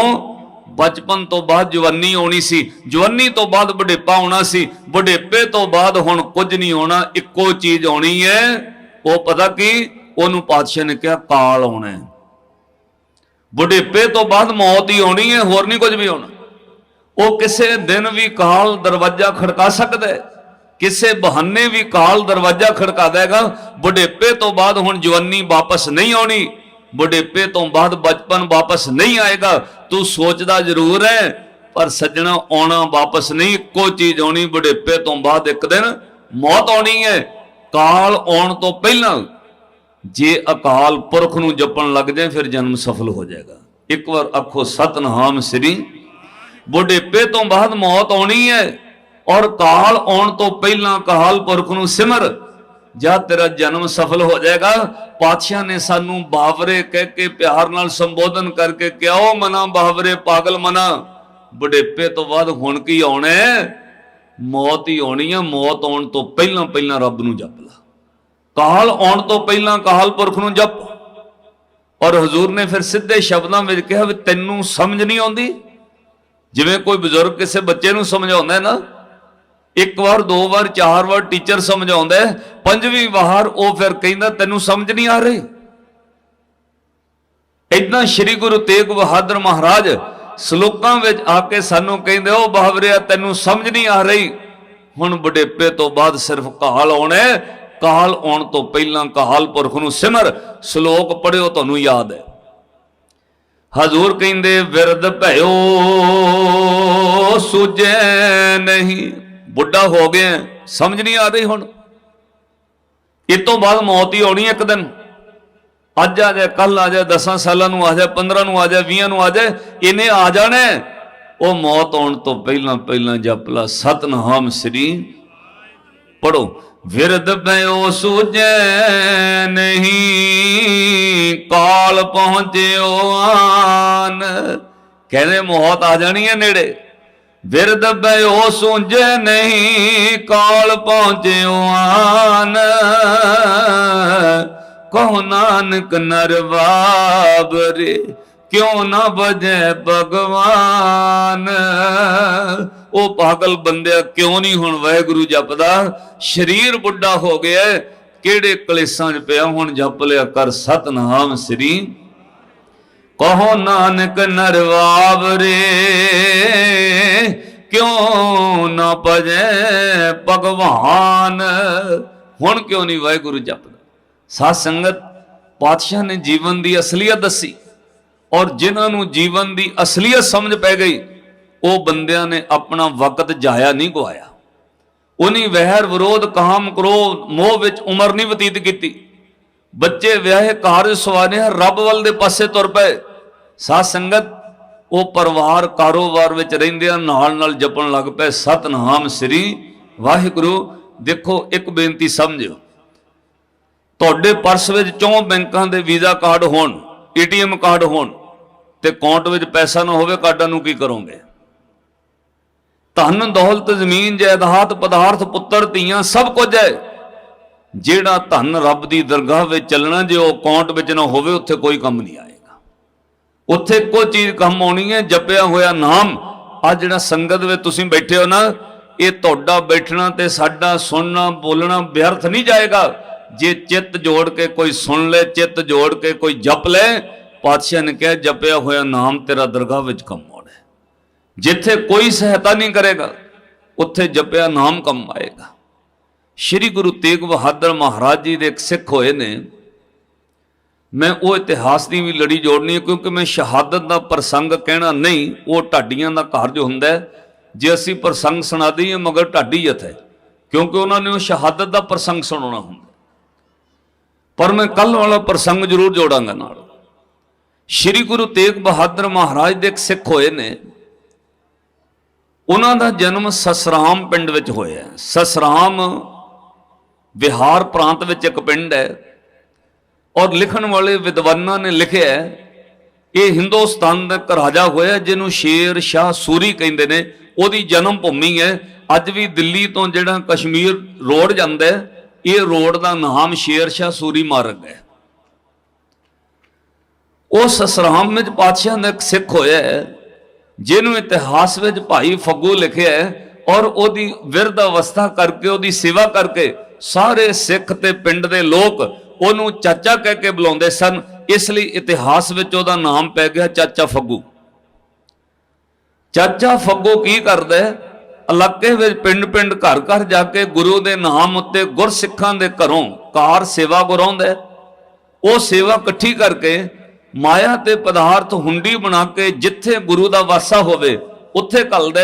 8ਵੇਂ ਪਾਤਸ਼ਾਹ ਤੋਂ ਨੇ ਸਿੱਖੀ ਧਾਰਨ ਕੀਤੀ ਹੋਈ ਹੈ। 9ਵੇਂ ਪਾਤਸ਼ਾਹ ਦੇ ਚਰਨਾਂ ਵਿੱਚ ਉਹ ਗੁਰੂ ਦੀ ਹੁੰਡੀ, ਗੁਰੂ ਘਰ ਦੀ ਕਾਰ ਸੇਵਾ ਭੇਜਦਾ ਹੈ। ਤੇ ਸਾਧ ਸੰਗਤ, ਇੱਕ ਦਿਨ ਮਨ ਵਿੱਚ ਆਇਆ, ਜਿਸ ਗੁਰੂ ਦੀ ਮੈਂ ਸੇਵਾ ਕਰਨੇ, ਕਿਤੇ ਗੁਰੂ ਤੇਗ ਬਹਾਦਰ ਮਹਾਰਾਜ ਨਜ਼ਰ ਕਰਨ, ਮੇਰੇ ਘਰ ਵਿੱਚ ਚਰਨ ਪਾਉਣ। ਮਨ ਦੇ ਅੰਦਰ ਭਾਵਨਾ ਪ੍ਰੇਮ ਜਾਗਿਆ। ਉਹਨੇ ਆਪਣੀ ਕਿਰਤ ਕਮਾਈ ਵਿੱਚੋਂ ਨਵਾਂ ਘਰ ਜਦੋਂ ਬਣਾ ਰਿਹਾ ਸੀ ਨਾ, ਸਿੱਖ ਤਵਾਰੀ ਕਹਿੰਦੀ ਹੈ, ਉਹਨੇ ਮਿਸਤਰੀਆਂ ਨੂੰ, ਕਾਰੀਗਰਾਂ ਨੂੰ ਕਿਹਾ ਗੇਟ ਵੱਡਾ ਬਣਾ ਦਿਓ, ਉੱਚਾ। ਉਹਨਾਂ ਕਿਹਾ ਕਿਉਂ ਚਾਚਾ ਫੱਗੂ ਐਡਾ ਵੱਡਾ ਗੇਟ ਕਿਉਂ? ਉਹਨੇ ਕਿਹਾ ਮੇਰੇ ਗੁਰੂ ਨੇ ਇੱਕ ਦਿਨ ਮੇਰੇ ਘਰ ਵਿੱਚ ਚਰਨ ਪਾਉਣੇ ਨੇ। ਜਿੱਦਣ ਮੇਰੇ ਗੁਰੂ ਨੇ ਚਰਨ ਪਾਉਣੇ, ਉਹਨੂੰ ਵੀਹੀ ਵਿੱਚ ਗਲੀ ਵਿੱਚ ਉਤਰ ਕੇ ਨਾ ਆਉਣਾ ਪਏ। ਘੋੜੇ ਤੇ ਸਵਾਰ ਮੇਰਾ ਸਤਿਗੁਰੂ ਗੁਰੂ ਤੇਗ ਬਹਾਦਰ ਮਹਾਰਾਜ ਸਿੱਧਾ ਮੇਰੇ ਵਿਹੜੇ ਵਿੱਚ ਆ ਕੇ ਚਰਨ ਪਾਵੇ, ਸਿੱਧੇ ਮੇਰੇ ਵਿਹੜੇ ਵਿੱਚ ਆ ਕੇ ਉਤਰਨ। ਸਾਧ ਸੰਗਤ, ਵੱਡਾ ਗੇਟ ਬਣਨ ਲੱਗ ਪਿਆ। ਲੰਘਦੇ ਵੜਦੇ ਪਿੰਡ ਵਾਲੇ ਵੇਖਣ ਲੱਗ ਪਿਆ, ਚਾਚਾ ਫੱਗੂ ਗੇਟ ਐਡਾ ਵੱਡਾ ਉੱਚਾ ਕਿਉਂ ਬਣਾਇਆ? ਐਡਾ ਵੱਡਾ ਗੇਟ ਉੱਪਰੋਂ ਬੰਦ ਕਰਕੇ ਬਣਾਇਆ ਕਿਉਂ? ਤੂੰ ਤਾਂ ਗੇਟ ਇੰਨਾ ਵੱਡਾ ਰੱਖਿਆ ਜਿਵੇਂ ਕਿਸੇ ਰਾਜਿਆਂ ਦੀ ਹਵੇਲੀ ਹੋਵੇ। ਤੇ ਸਾਧ ਸੰਗਤ, ਚਾਚਾ ਫੱਗੂ ਕਹਿੰਦੇ ਰਾਜਿਆਂ ਦਾ ਰਾਜਾ, ਸ਼ਾਹਾਂ ਦਾ ਸ਼ਾਹ, ਪਾਤਸ਼ਾਹਾਂ ਦਾ ਪਾਤਸ਼ਾਹ ਇੱਕ ਦਿਨ ਮੇਰੇ ਘਰ ਆਏਗਾ, ਇਸ ਲਈ ਮੈਂ ਗੇਟ ਉੱਚਾ ਰੱਖਿਆ। ਤਾਂ ਸਾਧ ਸੰਗਤ, ਉਹ ਦਰਵਾਜ਼ਾ ਬੜਾ ਵੱਡਾ ਉੱਚਾ ਬਣਾ ਲਿਆ। ਕਿਸੇ ਨੇ ਪੁੱਛਿਆ ਚਾਚਾ ਫੱਗੂ ਗੁਰੂ ਤੇਗ ਬਹਾਦਰ ਮਹਾਰਾਜ ਜੀ ਨੇ ਕਦੋਂ ਆਉਣਾ? ਕਹਿਣਗੇ ਕੋਈ ਪਤਾ ਨਹੀਂ। ਕਹਿਣਗੇ ਕੋਈ ਸੁਨੇਹਾ ਘੱਲਿਆ, ਕੋਈ ਚਿੱਠੀ ਪੱਤਰ ਲਿਖਿਆ, ਕੋਈ ਗੁਰੂ ਤੇਗ ਬਹਾਦਰ ਮਹਾਰਾਜ ਨੂੰ ਬੇਨਤੀ ਪੱਤਰ ਘੱਲਿਆ ਹੋਇਆ। ਚਾਚੇ ਫੱਗੂ ਨੇ ਕਿਹਾ ਗੁਰੂ ਤੇਗ ਬਹਾਦਰ ਸਾਹਿਬ ਨੂੰ ਬੇਨਤੀ ਪੱਤਰ ਘੱਲਣ ਦੀ ਲੋੜ ਨਹੀਂ ਹੈ, ਚਿੱਠੀ ਤੇ ਸੁਨੇਹਾ ਦੇਣ ਦੀ ਲੋੜ ਨਹੀਂ ਹੈ। ਉਹ ਤਾਂ ਬਿਨ ਬੋਲਿਆ ਸਭ ਕੁਝ ਜਾਣਦਾ। ਕਿਸ ਅੱਗੇ ਕੀਚੇ ਅਰਦਾਸ, ਮੈਂ ਅੰਦਰੋਂ ਚਿੱਤ ਵਿੱਚ ਸਿਮਰਨੇ, ਇੱਕ ਦਿਨ ਜ਼ਰੂਰ ਆਉਣਗੇ। ਬਿਨਾਂ ਸੁਨੇਹੇ ਤੋਂ ਚਿੱਤ ਵਿੱਚ ਕੋਈ ਗੁਰੂ ਨੂੰ ਸਿਮਰੇ, ਤੁਹਾਡਾ ਸਿਮਰਨ ਗੁਰੂ ਤੱਕ ਪਹੁੰਚ ਜਾਂਦਾ ਹੈ। ਔਰ ਯਾਦ ਰੱਖਿਓ, ਗੁਰੂ ਤੁਹਾਡੇ ਤੱਕ ਪਹੁੰਚ ਜਾਏਗਾ। ਇਹਦੇ ਵਾਸਤੇ ਕੋਈ ਬੰਦੇ ਘੱਲਣ ਦੀ ਲੋੜ ਨਹੀਂ ਹੈ, ਗੁਰੂ ਨੂੰ ਕੋਈ ਸੁਨੇਹਾ ਦੇਣ ਦੀ ਲੋੜ ਨਹੀਂ, ਗੁਰੂ ਨੂੰ ਕੋਈ ਸੱਦਾ ਪੱਤਰ ਦੇਣ ਦੀ ਲੋੜ ਨਹੀਂ। ਸਿੱਖਾ ਭਾਵਨਾ ਨਾਲ ਅੰਦਰੋਂ ਗੁਰੂ ਨੂੰ ਨੇ ਕਰਕੇ ਯਾਦ ਕਰ, ਚੇਤੇ ਰੱਖੀ ਤੇਰਾ ਨੇ ਗੁਰੂ ਤੱਕ ਪਹੁੰਚੇਗਾ, ਗੁਰੂ ਦੀਆਂ ਬਖਸ਼ਿਸ਼ਾਂ ਤੇਰੇ ਤੱਕ ਪਹੁੰਚ ਜਾਣਗੀਆਂ। ਬਸ ਸ਼ਰਤ ਹੈ ਤੇਰੇ ਅੰਦਰ ਪ੍ਰੇਮ ਹੋਣਾ ਚਾਹੀਦਾ ਹੈ। ਇੱਕ ਪੰਕਤੀ ਮੈਂ ਤੁਹਾਨੂੰ ਰਹਿਰਾਸ ਦੇ ਪਾਠ ਵਿੱਚੋਂ ਸੁਣਾਵਾਂ, ਧਿਆਨ ਨਾਲ ਸੁਣਿਓ। ਇਹ ਅਜੇ ਵਿਗਿਆਨ ਦੇ ਪਕੜ ਵਿੱਚ ਨਹੀਂ ਆਈ, ਮੈਂ ਪਹਿਲਾਂ ਵੀ ਇੱਕ ਦਿਨ ਲਾਈਵ ਤੋਂ ਕਿਹਾ, ਜਿਹੜੀ ਚੀਜ਼ ਵਿਗਿਆਨ ਦੇ ਸਾਇੰਸ ਦੇ ਪਕੜ ਵਿੱਚ ਆਉਂਦੀ, ਸਾਇੰਸ ਉਹਦਾ ਨਾਮ ਰੱਖਦੀ ਹੈ। ਕਿਸੇ ਨੂੰ ਚੇਤੇ ਕਰੋ, ਉਹ ਮੋਹਰਿਓਂ ਤੁਹਾਨੂੰ ਫੋਨ ਕਰਦਾ, ਤੁਹਾਡੇ ਮਨ ਚ ਆਉਂਦਾ ਅੱਜੇ ਹੀ ਯਾਦ ਕੀਤਾ ਸੀ, ਤੈਨੂੰ ਕਿਵੇਂ ਪਤਾ ਲੱਗ ਗਿਆ। ਕਿਸੇ ਨੂੰ ਯਾਦ ਕਰੋ, ਮੋਹਰਿਓਂ ਮਿਲ ਪੈਂਦਾ। ਇਹਨੂੰ ਵਿਗਿਆਨ ਨੇ ਕਿਹਾ ਟੈਲੀਪੈਥੀ। ਜਿਹੜੀ ਸੁਰਤ ਨਾਲ ਕਿਸੇ ਨੂੰ ਯਾਦ ਕਰੋਗੇ ਉਹਦੇ ਤੱਕ ਸੁਨੇਹਾ ਪਹੁੰਚ ਜਾਂਦਾ ਹੈ। ਪਰ ਸਾਧ ਸੰਗਤ, ਇਹ ਤੋਂ ਵੀ ਅੱਗੇ ਗੁਰਮਤਿ ਦੀ ਇੱਕ ਕਹਾਣੀ ਹੈ ਜਿਹੜੀ ਸਾਇੰਸ ਦੇ ਪਕੜ ਵਿੱਚ ਨਹੀਂ ਆਈ, ਅਜੇ ਨਾਮ ਨਹੀਂ ਰੱਖਿਆ। ਉਹ ਪਤਾ ਕੀ ਹੈ? ਖਾਵੇ ਕੋਈ ਹੋਰ ਤੇ ਖਾਧਾ ਹੋਇਆ ਭੋਜਨ ਪਹੁੰਚ ਜਾ ਕਿਸੇ ਹੋਰ ਤੱਕ। ਇੰਨਾ ਗਹਿਰਾ ਸਿਮਰਨ ਹੋਣਾ ਚਾਹੀਦਾ। ਸਿੱਖਾ ਚਿੱਤ ਵੇ ਤੂੰ ਗੁਰੂ ਨੂੰ ਸਿਮਰੇ, ਤੇਰਾ ਸਿਮਰਨ ਗੁਰੂ ਤੱਕ ਪਹੁੰਚ ਜਾਂਦਾ ਹੈ ਔਰ ਗੁਰੂ ਦੀਆਂ ਬਖਸ਼ਿਸ਼ਾਂ ਤੇਰੇ ਤੱਕ ਪਹੁੰਚ ਜਾਣਗੀਆਂ। ਇਹ ਗੁਰੂ ਦੇ ਘਰ ਦੀ ਵਡਿਆਈ ਹੈ ਨਾਮ ਸਿਮਰਨ ਦੀ। ਪਾਤਸ਼ਾਹ ਨੇ ਉਦਾਹਰਨ ਦਿੱਤੀ, ਕਹਿੰਦੇ ਕੁੰਜਾਂ ਏਦਾਂ ਸਿਮਰਦੀਆਂ ਨੇ। ਕੂੰਜ ਸਮਝਦੇ ਹੋ? ਕੁੰਜਾਂ ਰੁੱਤ ਬਦਲਦੀ ਹੈ, ਇਲਾਕਾ ਬਦਲ ਲੈਂਦੀਆਂ ਨੇ, ਪਰ ਆਪਣੇ ਛੋਟੇ ਬੱਚਿਆਂ ਨੂੰ ਉੱਥੇ ਛੱਡ ਜਾਂਦੀਆਂ ਨੇ। ਕਿਉਂ? ਉਹ ਲੰਬੀ ਉਡਾਰੀ ਉੜ ਨਹੀਂ ਸਕਦੇ। ਫਿਰ ਉਹਨਾਂ ਬੱਚਿਆਂ ਨੂੰ ਕੌਣ ਖਿਲਾਉਂਦਾ? ਉਹ ਆਪ ਚੁਗਣ ਜੋਗੇ ਨਹੀਂ।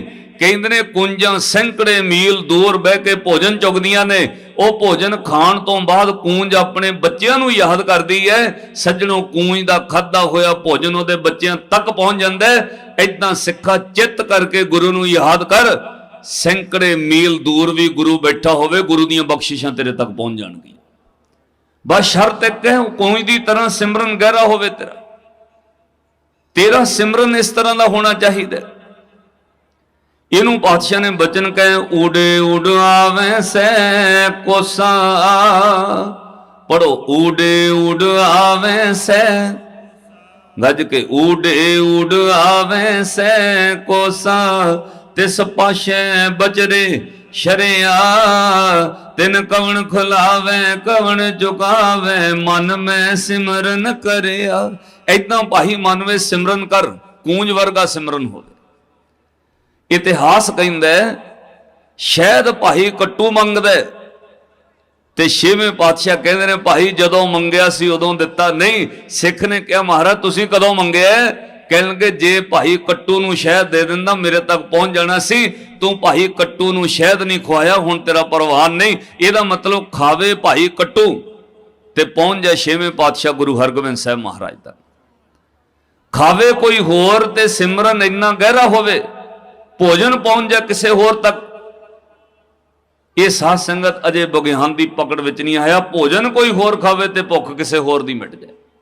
ਏਦਾਂ ਸਿੱਖਾ ਸਿਮਰਨ ਤੂੰ ਕਰ, ਗੁਰੂ ਪਹੁੰਚਦਾ। ਚਾਚੇ ਫੱਗੂ ਨੇ ਰੋਜ਼ ਗੁਰੂ ਤੇਗ ਬਹਾਦਰ ਮਹਾਰਾਜ ਦਾ ਸਿਮਰਨ ਸ਼ੁਰੂ ਕਰ ਦਿੱਤਾ। ਧੰਨ ਗੁਰੂ ਤੇਗ ਬਹਾਦਰ ਮਹਾਰਾਜ ਨੂੰ ਉਡੀਕਦਾ। ਫਿਰ ਬਹੁਤੀ ਦੇਰ ਲੱਗੀ ਨਹੀਂ। ਇੱਕ ਦਿਨ ਵਕਤ ਆਇਆ, ਸ਼੍ਰੀ ਗੁਰੂ ਤੇਗ ਬਹਾਦਰ ਮਹਾਰਾਜ 40-45 ਸਿੱਖਾਂ ਸਮੇਤ ਘੋੜੇ ਤੇ ਸਵਾਰ ਚਾਚੇ ਫੱਗੂ ਦੇ ਵਿਹੜੇ ਪਹੁੰਚ ਗਏ। ਜਦੋਂ ਘੋੜਿਆਂ ਦੀ ਪੌੜ ਦੀ ਆਵਾਜ਼ ਸੁਣੀ, ਪਿੰਡ ਦੇ ਲੋਕ ਇਕੱਠੇ ਹੋਏ। ਕੋਈ ਸ੍ਰੀ ਸਾਹਿਬ ਗਾਤਰੇ ਕਿਰਪਾਨ ਪਾਈ ਹੈ, ਘੋੜੇ ਤੇ ਸਵਾਰ ਹੈ, 40 ਸਿੱਖ ਨਾਲ ਨੇ। ਕੌਣ ਆਏ? ਧੰਨ ਗੁਰੂ ਤੇਗ ਬਹਾਦਰ ਮਹਾਰਾਜ। ਗਲੀ ਵਿੱਚੋਂ ਲੋਕ ਇਕੱਠੇ ਹੋ ਗਏ। ਚਾਚੇ ਫੱਗੂ ਨੇ ਅੰਦਰੋਂ ਉੱਠ ਕੇ ਆਪਣੇ ਸਿਮਰਨ ਚ ਉੱਠ ਕੇ ਬਾਹਰ ਆਇਆ। ਸ਼੍ਰੀ ਗੁਰੂ ਤੇਗ ਬਹਾਦਰ ਮਹਾਰਾਜ ਨੂੰ ਵੇਖ ਕੇ ਅੱਖਾਂ ਭਰ ਆਈਆਂ। ਚਰਨਾਂ 'ਚ ਪੈਰ ਰੱਖ ਕੇ ਰਕਾਬ 'ਚ ਟਿਕੇ, ਪੈਰ ਉੱਤੇ ਮੱਥਾ ਟੇਕਿਆ, ਹੱਥ ਜੋੜ ਕੇ ਕਿਹਾ ਪਾਤਸ਼ਾਹ ਮੈਨੂੰ ਪੂਰਨ ਵਿਸ਼ਵਾਸ ਸੀ ਮੇਰੇ ਗੁਰੂ ਨੂੰ ਸੱਦਾ ਪੱਤਰ ਘੱਲਣ ਦੀ ਲੋੜ ਨਹੀਂ, ਅੰਦਰੋਂ ਸਿੱਖ ਚੇਤੇ ਕਰੇ ਗੁਰੂ ਦਰਸ਼ਨ ਜ਼ਰੂਰ ਦਿੰਦਾ। ਵਿਹੜੇ ਵਿੱਚ ਮੰਜਾ ਢਾ ਦਿੱਤਾ ਵੱਡੇ ਪਾਵਿਆਂ ਵਾਲਾ। ਸ਼੍ਰੀ ਗੁਰੂ ਤੇਗ ਬਹਾਦਰ ਮਹਾਰਾਜ ਵਿਰਾਜਮਾਨ ਹੋ ਗਏ। ਕੀਰਤਨ ਸ਼ੁਰੂ ਹੋ ਗਿਆ, ਲੰਗਰ ਤਿਆਰ ਹੋ ਗਏ। ਜਦੋਂ ਸੰਗਤ ਬਹੁਤ ਇਕੱਠੀ ਹੋਈ ਉਦੋਂ ਗੁਰੂ ਤੇਗ ਬਹਾਦਰ ਮਹਾਰਾਜ ਬੋਲੇ, ਕਹਿੰਦੇ ਚਾਚਾ ਫੱਗੋ ਤੇਰੇ ਘਰ ਦਾ ਦਰਵਾਜ਼ਾ ਵੀ ਵੱਡਾ ਹੈ, ਤੇਰਾ ਦਿਲ ਵੀ ਵੱਡਾ ਹੈ। ਵੱਡੇ ਦਿਲਾਂ ਵਾਲਿਆਂ ਦੇ ਦਰਵਾਜ਼ੇ ਵੱਡੇ ਹੁੰਦੇ ਨੇ ਔਰ ਵੱਡੇ ਦਿਲਾਂ ਵਾਲੇ ਹੀ ਗੁਰੂ ਦੀ ਸਿੱਖੀ ਕਮਾ ਸਕਦੇ ਨੇ ਤੇ ਜਰ ਸਕਦੇ ਨੇ। ਦੋ ਚੀਜ਼ਾਂ ਨੇ ਸਿੱਖੀ ਕਮਾਉਣ ਲਈ। ਪਹਿਲਾਂ ਸਹਿਣਾ ਪੈਂਦਾ ਹੈ। ਗੁਰ ਕੇ ਗ੍ਰਹਿ ਸੇਵਕ ਜੋ ਰਹੇ, ਗੁਰ ਕੀ ਆਗਿਆ ਮਨ ਮੈਂ ਸਹਿ। ਵੱਡੇ ਦਿਲ ਵਾਲੇ ਹੀ ਸਿੱਖੀ ਦਾ ਚੀਜ਼ ਸਹਿ ਸਕਦੇ ਨੇ। ਕਹਿੰਦੇ ਚਾਚਾ ਫੱਗੂ ਤੇਰਾ ਘਰ ਵੀ ਵੱਡਾ, ਤੇਰੇ ਦਰਵਾਜ਼ੇ ਵੀ ਵੱਡੇ, ਉਹ ਤੇਰੇ ਦਿਲ ਦਾ ਦਰਵਾਜ਼ਾ ਵੀ ਵੱਡਾ। ਸ਼੍ਰੀ ਗੁਰੂ ਤੇਗ ਬਹਾਦਰ ਮਹਾਰਾਜ ਵਿਰਾਜਮਾਨ ਹੋ ਗਏ। ਫਿਰ ਪਾਤਸ਼ਾਹ ਨੇ ਕਿਹਾ ਲਿਆ ਭਾਈ ਸਾਡੀ ਭੇਟਾ। ਉਹਨੇ ਕਿਹਾ ਮਹਾਰਾਜ ਅੱਗੇ ਹਰੇਕ ਸਾਲ ਮੈਂ ਹੁੰਡੀ ਬਣਾ ਕੇ ਭੇਜ ਦਿੰਦਾ, ਇਸ ਸਾਲ ਮੈਂ ਪੈਸਾ ਭੇਜਿਆ ਨਹੀਂ, ਇਸ ਲਈ ਰੱਖਿਆ ਮੇਰਾ ਗੁਰੂ ਤੇਗ ਬਹਾਦਰ ਸਾਹਿਬ ਆਏਗਾ ਮੈਂ ਆਪੇ ਭੇਂਟ ਕਰਾਂਗਾ। ਸੰਗਤ ਦੀਆਂ ਭਟਾਵਾਂ ਥੈਲੀਆਂ 'ਚ ਪਾ ਕੇ ਲਿਖਿਆ ਸੀ, ਆਹ ਫਲਾਨੇ ਪਿੰਡ ਦੀ ਮਾਇਆ ਹੈ, ਆਹ ਫਲਾਨੇ ਸਿੱਖ ਦੀ ਮਾਇਆ ਹੈ, ਆਹ ਫਲਾਨੇ ਪਿੰਡ ਦੇ ਫਲਾਨੇ ਸਿੱਖ ਦੀ ਮਾਇਆ ਹੈ। ਜਦੋਂ ਸਾਰੀਆਂ ਥੈਲੀਆਂ ਗੁਰੂ ਤੇਗ ਬਹਾਦਰ ਸਾਹਿਬ ਨੂੰ ਭੇਂਟ ਕੀਤੀਆਂ, ਸ਼੍ਰੀ ਗੁਰੂ ਤੇਗ ਬਹਾਦਰ ਮਹਾਰਾਜ ਬੋਲੇ, ਕਹਿੰਦੇ ਭਾਈ ਫੱਗੋ ਤੇਰੇ ਵੱਲ ਸਾਡੀ ਭੇਟਾ ਰਹਿੰਦੀ ਹੈ। ਹੋਰ ਹੱਥ ਜੋੜ ਕੇ ਕਿਹਾ, ਚਿੱਟਾ ਦਾੜ ਹੈ, ਇੰਨੇ ਦਹਾਕਿਆਂ ਤੋਂ ਮੈਂ ਸੇਵਾ ਕਰ ਰਿਹਾ। ਹੱਥ ਜੋੜ ਕੇ, ਨਹੀਂ ਮਹਾਰਾਜ, ਮੈਂ ਜਿੰਨੀ ਭੇਟਾ ਸੀ ਸੰਗਤ ਦੀ ਤੁਹਾਨੂੰ ਭੇਂਟ ਕਰ ਦਿੱਤੀ ਹੈ। ਪਾਤਸ਼ਾਹ ਨੇ ਫਿਰ ਕਿਹਾ, ਕਹਿਣਗੇ ਨਹੀਂ ਫੱਗੋ ਤੇਰੇ ਵੱਲ ਭੇਟਾ ਰਹਿੰਦੀ ਹੈ। ਪਹਿਲੀ ਵਾਰ ਭਾਈ ਫੱਗੂ ਨੇ ਕਿਹਾ, ਮਹਾਰਾਜ ਸਾਰੀ ਭੇਟਾ ਮੈਂ ਦੇ ਦਿੱਤੀ। ਦੂਜੀ ਵਾਰ ਜਦੋਂ ਗੁਰੂ ਨੇ ਕਿਹਾ ਨਹੀਂ ਤੇਰੇ ਵੱਲ ਭੇਟਾ ਰਹਿੰਦੀ ਹੈ, ਪਰਤ ਕੇ ਭਾਈ ਫੱਗੂ, ਚਾਚਾ ਫੱਗੂ ਚੁੱਪ ਕਰ ਗਿਆ। ਪਤਾ ਕਿਉਂ? ਅੰਦਰੋਂ ਮਨ ਚੋਂ ਆਵਾਜ਼ ਆਈ, ਓ ਮਨਾ ਤੂੰ ਗਲਤ ਹੋ ਸਕਦਾ, ਤੇਰਾ ਗੁਰੂ ਨਹੀਂ ਗਲਤ ਹੋ ਸਕਦਾ। ਤੈਨੂੰ ਭੇਟਾ ਦੇਣੀ ਭੁੱਲ ਸਕਦੀ ਹੈ, ਪਰ ਤੇਰਾ ਗੁਰੂ ਨਹੀਂ ਭੁੱਲ ਸਕਦਾ। ਕਿਉਂ? ਭੁੱਲਣ ਅੰਦਰ ਸਭ ਕੋ ਅਭੁੱਲ ਗੁਰੂ ਕਰਤਾਰ। ਗੁਰੂ ਕਦੇ ਭੁੱਲ ਨਹੀਂ ਕਰਦਾ। ਆਪਣੇ ਮਨ ਨੂੰ ਚੁੱਪ ਕਰ ਗਿਆ, ਹੱਥ ਜੋੜ ਕੇ ਕਿਹਾ, ਮਹਾਰਾਜ ਭੁੱਲਣ ਹਾਰ ਹਾਂ, ਜੇ ਭੁੱਲ ਗਿਆ ਹੋਵਾਂ ਤੇ ਯਾਦ ਕਰਾ ਦਿਓ। ਮਹਾਰਾਜ ਭੁੱਲਣ ਹਾਰ ਹਾਂ, ਜੇ ਭੁੱਲ ਗਏ ਹੋ ਤੇ ਯਾਦ ਕਰਾ ਦਿਓ। ਸ਼੍ਰੀ ਗੁਰੂ ਤੇਗ ਬਹਾਦਰ ਮਹਾਰਾਜ ਬੋਲੇ, ਸਾਰਿਆਂ ਦੀ ਭੇਟਾ ਦੇ ਦਿੱਤੀ ਹੈ? ਕਹਿੰਦੇ ਹਾਂ ਮਹਾਰਾਜ। ਕਹਿਣਗੇ ਕਿਸੇ ਦੀ ਭੇਟਾ ਰਹਿੰਦੀ ਹੈ ਭਾਈ ਤੇਰੇ ਵੱਲ? ਕਹਿੰਦੇ ਮਹਾਰਾਜ ਯਾਦ ਕਰਾ ਦਿਓ। ਧੰਨ ਗੁਰੂ ਤੇਗ ਬਹਾਦਰ ਮਹਾਰਾਜ ਬੋਲੇ, ਕਹਿੰਦੇ ਇੱਕ ਗਰੀਬ ਨਿਰਧਨ ਸਿੱਖ ਦੇ ਘਰ ਤੋਂ ਭੇਟਾ ਮੰਗਣ ਗਿਆ ਸੀ। ਯਾਦ ਕਰ, ਇੱਕ ਨਹੀਂ ਕਈ ਸਾਲ ਗੁਜ਼ਰ ਗਏ ਨੇ। ਜਦੋਂ ਉਹ ਗਰੀਬ ਨਿਰਧਨ ਕਿਰਤੀ ਸਿੱਖ ਦੇ ਘਰ ਗਿਆ, ਉਹ ਦੋਵੇਂ ਸਿੱਖ ਸਿੱਖਣੀ ਆਪਸ ਵਿੱਚ ਮਾੜਾ ਮੋਟਾ ਗੁੱਸੇ ਰਾਜੀ ਹੋਏ ਸੀ। ਉਹਦੇ ਘਰ ਵਾਲਾ ਸਿੱਖ ਘਰ ਵਿੱਚ ਮਾੜਾ ਮੋਟਾ ਗੁੱਸੇ ਰਾਜੀ ਹੋ ਕੇ ਘਰੋਂ ਕੰਮ ਤੇ ਚਲਾ ਗਿਆ। ਘਰ ਵਾਲੀ ਅਜੇ ਗੁੱਸੇ ਵਿੱਚ ਸੀ, ਵਿਹੜੇ ਵਿੱਚ ਝਾੜੂ ਲਾ ਰਹੀ ਸੀ। ਤੂੰ ਜਾ ਕੇ ਦਰਵਾਜ਼ਾ ਖੜਕਾ ਕੇ ਕਿਹਾ, ਭਾਈ ਗੁਰੂ ਵਾਲਿਓ, ਗੁਰੂ ਦੀ ਕਾਰ ਭੇਟਾ ਹੋਵੇ ਤਾਂ ਦੇ ਦਿਓ। ਹੁਣ ਸੁਣ ਕੇ ਭਾਈ ਫੱਗੂ ਦੀਆਂ ਅੱਖਾਂ 'ਚੋਂ ਜਲ ਕਰਨ ਲੱਗ ਪਿਆ। ਵਾਹ ਸਤਿਗੁਰਾ, ਕਿਹੜੀ ਘਟਨਾ ਯਾਦ ਕਰਾਉਣ ਲੱਗੇ ਜਿਹੜੀ ਮੈਨੂੰ ਕਦੇ ਭੁੱਲੇਗੀ ਨਹੀਂ। ਜਦੋਂ ਆਵਾਜ਼ ਦੇ ਕੇ ਕਿਹਾ, ਪਾਤਸ਼ਾਹ ਕਹਿੰਦੇ ਦੱਸ ਫਿਰ ਅੱਗੇ ਕੀ ਹੋਇਆ? ਕਹਿੰਦੇ ਮਹਾਰਾਜ ਮੈਂ ਦਰਵਾਜ਼ਾ ਖੜਕਾ ਕੇ ਕਿਹਾ, ਗੁਰੂ ਵਾਲਿਓ ਕੋਈ ਗੁਰੂ ਦੀ ਭੇਟਾ ਦੇਣੀ ਹੋਵੇ। ਅੱਗੋਂ ਝਾੜੂ ਫੇਰਨ ਵਾਲੀ ਉਹ ਗਰੀਬਣੀ ਸਿੱਖਣੀ ਨੇ ਕਿਹਾ, ਬਾਬਾ ਅੱਜ ਭੇਟਾ ਨਹੀਂ ਹੈ ਕੋਈ ਸਾਡੇ ਘਰ। ਕਹਿੰਦੇ ਮੈਂ ਫਿਰ ਦੁਹਰਾ ਕੇ ਕਿਹਾ, ਭਾਈ ਫਿਰ ਵਾਰ-ਵਾਰ ਗੇੜਾ ਨਹੀਂ ਵੱਜਦਾ, ਹੋਰਾਂ ਪਿੰਡਾਂ ਵਿੱਚ ਜਾਣਾ ਹੁੰਦਾ, ਜਿੰਨੀ ਕੁ ਹੈ ਜੇ ਕੋਈ ਹੈ ਭੇਟਾ ਦੇ ਦਿਓ। ਕਹਿੰਦੇ ਜਦੋਂ ਦੂਜੀ ਵਾਰ ਮੰਗਿਆ, ਉਹ ਵਿਚਾਰੀ ਪਤਾ ਨਹੀਂ ਗੁੱਸੇ ਵਿੱਚ ਸੀ, ਝਾੜੂ ਲਾਉਂਦਿਆਂ ਉਹਨੇ ਉਹ ਕੂੜਾ ਇਕੱਠਾ ਕੀਤਾ ਬੁੱਕ ਭਰ ਕੇ, ਤੇ ਕੂੜਾ ਘੱਟਾ ਇਕੱਠਾ ਕਰਕੇ ਕਹਿੰਦੀ ਲੈ ਬਾਬਾ ਝੋਲੀ ਕਰ ਫੇ ਭੇਟਾ ਦਮ। ਉਹਨੇ ਕੂੜੇ ਦਾ ਬੁੱਕ ਭਰ ਕੇ ਵਿਹੜੇ 'ਚ ਝਾੜੂ ਫੇਰਿਆ ਹੋਇਆ ਕੂੜੇ ਦਾ ਬੁੱਕ ਭਰ ਕੇ ਮੇਰੀ ਝੋਲੀ 'ਚ ਪਾ। ਕਹਿੰਦੇ ਬਾਦਸ਼ਾਹ ਮੈਨੂੰ ਗੁੱਸਾ ਨਹੀਂ ਲੱਗਾ ਉਸ ਵਕਤ, ਤੁਹਾਡੀ ਕਿਰਪਾ ਨਜ਼ਰ ਹੋਈ, ਮੇਰੇ ਮਨ 'ਚ ਗੁੱਸਾ ਨਾ ਆਇਆ। ਮੈਂ ਉਹ ਝੋਲੀ 'ਚ ਪਵਾਇਆ ਕੂੜਾ, ਉਸੇ ਤਰ੍ਹਾਂ ਗੱਠ ਬੰਨ ਲਈ। ਇਹ ਵੀ ਗੁਰੂ ਦੇ ਸਿੱਖਾਂ ਦੇ ਘਰ ਦੀ ਭੇਟਾ ਹੈ। ਤੇ ਲਿਆ ਕੇ ਮਹਾਰਾਜ ਕੂੜਾ ਥੋੜੀ ਹੁਣ ਤੁਹਾਨੂੰ ਭੇਜਣਾ ਸੀ, ਉਹ ਕੂੜਾ ਲਿਆ ਕੇ ਮੈਂ ਆਪਣੇ ਵਿਹੜੇ ਵਿੱਚ ਢੇਰੀ ਕਰ ਦਿੱਤਾ।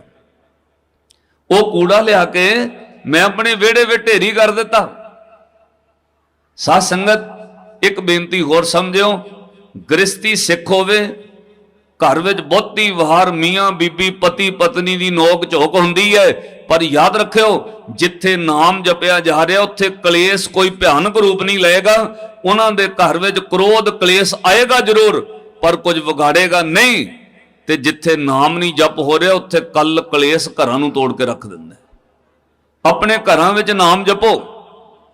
ਇਹ ਜ਼ਰੂਰੀ ਨਹੀਂ ਕਿ ਜਿਹੜੇ ਬਾਣੀ ਪੜ੍ਹਦੇ ਉਹਨਾਂ ਦੇ ਘਰ 'ਚ ਕਦੇ ਲੜਾਈ ਝਗੜਾ ਨਹੀਂ ਹੁੰਦਾ, ਝਗੜੇ ਹੁੰਦੇ ਨੇ ਭਾਈ। ਨਾਮ ਜਪਣ ਵਾਲਿਆਂ ਵਿੱਚ ਵੀ ਨੋਕ ਝੋਕ ਹੋਏਗੀ, ਪਰ ਉਹਨਾਂ ਦਾ ਕ੍ਰੋਧ ਉਹਨਾਂ ਦੇ ਘਰ ਨੂੰ ਨਹੀਂ ਤੋੜ ਸਕਦਾ। ਮਨਮੁਖਾਂ ਦੇ ਘਰ ਦਾ ਕ੍ਰੋਧ ਘਰਾਂ ਨੂੰ ਤੋੜ ਦਿੰਦਾ ਹੈ, ਗੁਰਮੁਖਾਂ ਦੇ ਘਰ ਦਾ ਕ੍ਰੋਧ ਉਹ ਕਦੇ ਗੁੱਸਾ ਘਰ ਨੂੰ ਨਹੀਂ ਤੋੜ ਸਕੇਗਾ। ਕਿਉਂ? ਗੁੱਸੇ ਦਾ ਅਸਰ ਤਸੀਰ ਅੰਦਰੋਂ ਨਾਮ ਨਾਲ ਬਦਲ ਜਾਂਦੀ ਹੈ। ਜਿੱਥੇ ਨਾਮ ਜਪਿਆ ਜਾਏਗਾ ਉੱਥੇ ਤਸੀਰ ਬਦਲ ਜਾਂਦੀ ਹੈ। ਸੂਰਜ ਦੀ ਤਪਸ਼ ਸਾਰੀ ਧਰਤੀ ਤੇ ਇੱਕੋ ਜਿਹੀ ਪੈਂਦੀ ਹੈ, ਪਰ ਸੱਜਣੋਂ ਜਿੱਥੇ ਦਰਖਤ ਦੀ ਛਾਂ ਹੋਵੇ ਉਹਦੇ ਥੱਲੇ ਖਲੋ ਕੇ ਵੇਖਿਓ ਤੁਹਾਨੂੰ ਹਵਾ ਠੰਡੀ ਲੱਗਦੀ ਹੈ। ਵਗਦੀ ਹੋਈ ਹਵਾ ਸੂਰਜ ਦੀ ਤਪਸ਼ ਨਾਲ ਗਰਮ ਹੈ, पर दरखत की छावें खलो जाओ, हवा ठंडी लगती है। इदां कल कलेस पूरी दुनिया विच है, जिथे नाम की छाया है उत्थे गर्म हवा भी ठंडी हो जाती। अपने घरां विच नाम जरूर जपो। ਉਹ ਭਾਈ ਫੱਗੂ ने बेनती की, महाराज कूड़ा तो लिया के मैं विहड़े च रख दिता। पातशाह ने कहा वो भेटा सी भाई साडी। कहने महाराज कूड़ा थोड़ी तुहानू भेजना सी। श्री गुरु तेग बहादुर महाराज बोले, कहते भाई फग्गू जेड़ा कूड़ा तू लिया के विहड़े च रखे, थोड़े दिनों बाद मीह बारिश हुई, तेरे विहड़े विच मीह पै गया, वो कूड़ा मिट्टी विच दब गया, ते तैनू पता है ਉਹ तेरे खुले बेड़े विच जेड़ी बेरी बेरा नाल लदी हुई है, सच्चो सच दस तू बीजी है कि किने लाई है? कहने महाराज मैं लाई नहीं, आपे हो गई। कहने लगे आपे नहीं होई, जेड़े सिख दे घर वाली सिखनी ने कूड़ा तेरी झोली पाया सी, उसे कूड़े विच एक बेर दी गिटक सी। जदों तू वेड़े च लिया के रखी, मीह पैण तो बाद वो गिटक जम गई। अज तेरे वेड़े विच बेरा नाल लदी हुई बेरी, ये गुरु तेग बहादुर महाराज दे घर दी भेटा है। हथ जोड़ के चरना चुक गया, रो पिया, महाराज तू गुरसिखां दे घर दा कूड़ा भी भेटा समझ के प्रवान कर लेने, क्योंकि ये गुरु दे घर दी वड्याई है। भावनी भगत भाहे कौडी अगर भाग रखे, ताहे गुर सर्ब निधान दान देत है। एक कौडी भी कोई सिख चढ़ा दे वो व्यर्थ नहीं जाएगी। क्यों? साध संगत गुरु दी वड्याई है, सिखां दे घर दी एक अन्ने दी सेवा भी कदे व्यर्थ नहीं जाती। ताइयों ये गुरु के घर की वड्याई रही है, सिखां की भेटा नूं मान मिलता है। साध संगत अज जदों तुसीं कदे पटना साहब जाओ, उत्थों ससराम जाके वेखियो, वो गुरुद्वारा बनया होया है, बेरी अज भी उत्थे बेरा नाल लदी है। और उत्थों की संगत कई बार वेर तोड़ के लिया के श्री गुरु तेग बहादुर महाराज के स्थान जिथे तख्त श्री पटना साहब है, उत्थे लिया के भेंट कर दी वो संगत बेड़ उत्थे। सतगुरु गुरु तेग बहादुर महाराज पातशाह ने जिथे चाचे फग्गू की सेवा नूं भाग लाया, उत्थे यह भी दस्या, सिखो भावना नाल जे बाणी पढ़ोगे, नाम जपोगे, तुहाडे घर दी तुछ तो तुछ भेटा भी प्रवान है। जिस घर में सिक्खी नहीं, उत्थों दा करोड़ों रुपया भी कदे प्रवान नहीं हुंदा। श्री गुरु तेग बहादुर महाराज जी ने जदों श्री आनंदपुर साहब नगर वसाया ना, जिथे आपां कथा कल छड्डी सी, ये कहलूर दी रियासत दे राजे दी जगह सी। तुहाडे ज्ञात वास्ते कहना, 6वें पातशाह ने 52 राजियां नूं याद कराया, उन्हां च राजा सी राजा तारा चंद। जे कोई तुहानूं पुछे जी कल्ले राजियां नूं क्यों याद कराया, होर बंदे नहीं सी उस कैद विच, तां इह इतिहास विच लिखिया होया है, ग्वालियर दे किले विच कल्ले राजनीतिक लोक ही कैद कीते जांदे सन। ਉਹ ਬਾਹੀ ਧਾਰ ਦੇ ਰਾਜਿਆਂ ਚੋਂ 52 ਰਾਜੇ ਰਾਜਨੀਤਿਕ ਸੀ, ਜਿਹੜੇ ਵਿਰੋਧ ਨਾ ਪੈਦਾ ਕਰ, ਉਹਨਾਂ ਨੂੰ ਕੈਦ ਕੀਤਾ ਹੋਇਆ। ਰਾਜਾ ਤਾਰਾ ਚੰਦ ਉਹਨਾਂ ਚੋਂ ਆਜ਼ਾਦ ਹੋਇਆ। ਕਹਿਲੂਰ ਰਿਆਸਤ ਦਾ ਉਹ ਰਾਜਾ ਸੀ। ਰਾਜਾ ਤਾਰਾ ਚੰਦ ਦਾ ਪੁੱਤਰ ਹੋਇਆ ਦੀਪਚੰਦ, ਦੀਪਚੰਦ ਦਾ ਪੁੱਤਰ ਭੀਮਚੰਦ, ਭੀਮਚੰਦ ਦਾ ਪੁੱਤਰ ਅਜਮੇਰ ਚੰਦ।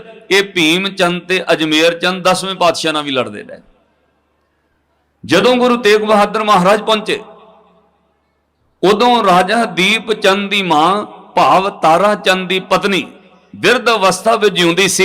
उन्हें श्री गुरु तेग बहादुर महाराज नूं कहा, महाराज असी जमीन भेटा करनी है। पातशाह ने कहा असी नगर वसाउणे, पर दान विच ये जमीन नहीं लैनी है, पैसे तार के मुल लैनी है। पता क्यों? ये गुरु का घर बनना, इत्थे राजियां दीयां दित्तियां जमीनां उत्ते नगर नहीं उसारिया जाएगा। एक तुहाडे होर जिंदगी विच गल कम आएगी, सिख कौम ने कदे किसी हुकूमत कोलों खरात विच कोई चीज लैके नहीं स्थान बनाया। जदों बनाउणगे सिखां दे दसवंध नाल, दसां नोहां दी किरत नाल स्थान बनेगा, कदे सरकार दीयां ग्रंटां लैके नहीं। ये सिक्खी दा इतिहास रहा है। 10वें पातशाह ने मुल जगह खरीद के नगर वसाया। श्री गुरु तेग बहादुर महाराज जी ने मुल जगह खरीद के नगर वसाया। जिस भी गुरु सहमान ने जगह लई, वो मुल खरीद के नगर वसाउंदे, स्थान बनाउंदे रहे। क्यों? भाई किसे दी दित्ती हुई जगह जमीन उत्ते कई बार वो बंदे दावा कर लेंदे ने, गुरु दे घर उत्ते संगत दी माया लगनी चाहिए। एक चीज तो तुसीं वेखी होएगी, 1984 विच श्री अकाल तख्त साहब हुकूमत ने ढह ढेरी कीता। उस तो बाद 1984 तो बाद उस वक्त ਹਿੰਦੁਸਤਾਨ ਦੀ ਹਕੂਮਤ ਨੇ ਨਿਹੰਗ ਬਾਬਾ ਸੰਤਾ ਸਿੰਘ ਜੀ ਨੂੰ ਮੋਹਰੇ ਸੇਵਾ ਦੇ ਕੇ ਸਰਕਾਰੀ ਪੈਸੇ ਦੇ ਕੇ ਜਿੰਨਾ ਅਕਾਲ ਤਖਤ ਹਟਾਇਆ ਦੁਆਰਾ ਬਣਾ ਦਾਂਗੇ। ਸਿੱਖੋ ਤੁਹਾਡਾ ਅਕਾਲ ਤਖਤ ਅਸੀਂ ਦੁਆਰਾ ਬਣਾ ਦਾਂਗੇ। ਹਿੰਦੁਸਤਾਨ ਦੀ ਹਕੂਮਤ ਨੇ ਪੈਸੇ ਲਾ ਕੇ ਬਾਬਾ ਸੰਤਾ ਸਿੰਘ ਜੀ ਨੂੰ ਮੋਹਰੇ ਕਰਕੇ ਅਕਾਲ ਤਖਤ ਦੀ ਬਿਲਡਿੰਗ ਦੁਆਰਾ ਬਣਾਈ, ਜਿਹੜੀ ਸੰਤ ਬਾਬਾ ਜਰਨੈਲ ਸਿੰਘ ਜੀ ਦੀ ਸ਼ਹਾਦਤ ਵੇਲੇ 1984 ਢਾਈ ਗਈ ਸੀ। ਜਦੋਂ ਬਾਅਦ ਵਿੱਚ ਸਰਬੱਤ ਖਾਲਸਾ 1986 ਵਿੱਚ ਇਕੱਠਾ ਹੋਇਆ, ਸਰਬੱਤ ਖਾਲਸਾ 1986 ਵਿੱਚ ਇਕੱਤਰ ਹੋਇਆ, ਉਦੋਂ ਸਭ ਤੋਂ ਪਹਿਲਾ ਫੈਸਲਾ ਪਤਾ ਕੀ ਲਿਆ? ਸਰਕਾਰ ਦੇ ਪੈਸਿਆਂ ਨਾਲ ਬਣਿਆ ਅਕਾਲ ਤਖਤ ਸਿੱਖਾਂ ਨੂੰ ਨਹੀਂ ਚਾਹੀਦਾ। ਸਰਕਾਰ ਦੇ ਪੈਸੇ ਨਾਲ ਬਣਿਆ ਅਕਾਲ ਤਖਤ ਸਿੱਖਾਂ ਦੇ ਹੱਕ 'ਚ ਫੈਸਲਾ ਕਦੇ ਨਹੀਂ ਕਰੇਗਾ। ਇਸ ਲਈ ਪਹਿਲਾ ਫੈਸਲਾ ਸਰਬੱਤ ਖਾਲਸੇ ਦਾ ਇਹ ਹੋਇਆ, ਅਕਾਲ ਤਖਤ ਦੀ ਇਮਾਰਤ ਦੁਆਰਾ ਢਾਈ ਜਾਏਗੀ ਔਰ ਸੰਗਤ ਦੇ ਪੈਸੇ ਨਾਲ ਦੁਆਰਾ ਬਣਾਈ ਜਾਏਗੀ। 1986 ਵਿੱਚ ਸਿੱਖਾਂ ਨੇ ਆਪ ਅਕਾਲ ਤਖਤ ਢਾਇਆ, ਫਿਰ ਉਹ ਇਮਾਰਤ ਸੰਗਤ ਦੇ ਇੱਕ ਇੱਕ ਪੈਸੇ ਨਾਲ ਚਾਦਰ ਵਿਛਾ ਕੇ ਦੁਆਰਾ ਅਕਾਲ ਤਖਤ ਸਾਹਿਬ ਦੀ ਇਮਾਰਤ ਬਣੀ। ਕਿਉਂ? ਗੁਰੂ ਦੇ ਅਸਥਾਨ ਕਦੇ ਸਰਕਾਰ ਦੀਆਂ ਗਰੰਟਾਂ ਨਾਲ ਨਹੀਂ ਬਣਨੇ ਚਾਹੀਦੇ, ਉਹ ਦਸਾਂ ਨੋਹਾਂ ਦੀ ਕਿਰਤ ਨਾਲ ਬਣਨੇ ਚਾਹੀਦੇ ਨੇ। ਜਦੋਂ ਧਰਮ ਦੀ ਕਿਰਤ ਚੋਂ ਅਸਥਾਨ ਬਣੇਗਾ, ਉੱਥੋਂ ਧਰਮ ਦੀ ਗੱਲ ਹੋਏਗੀ।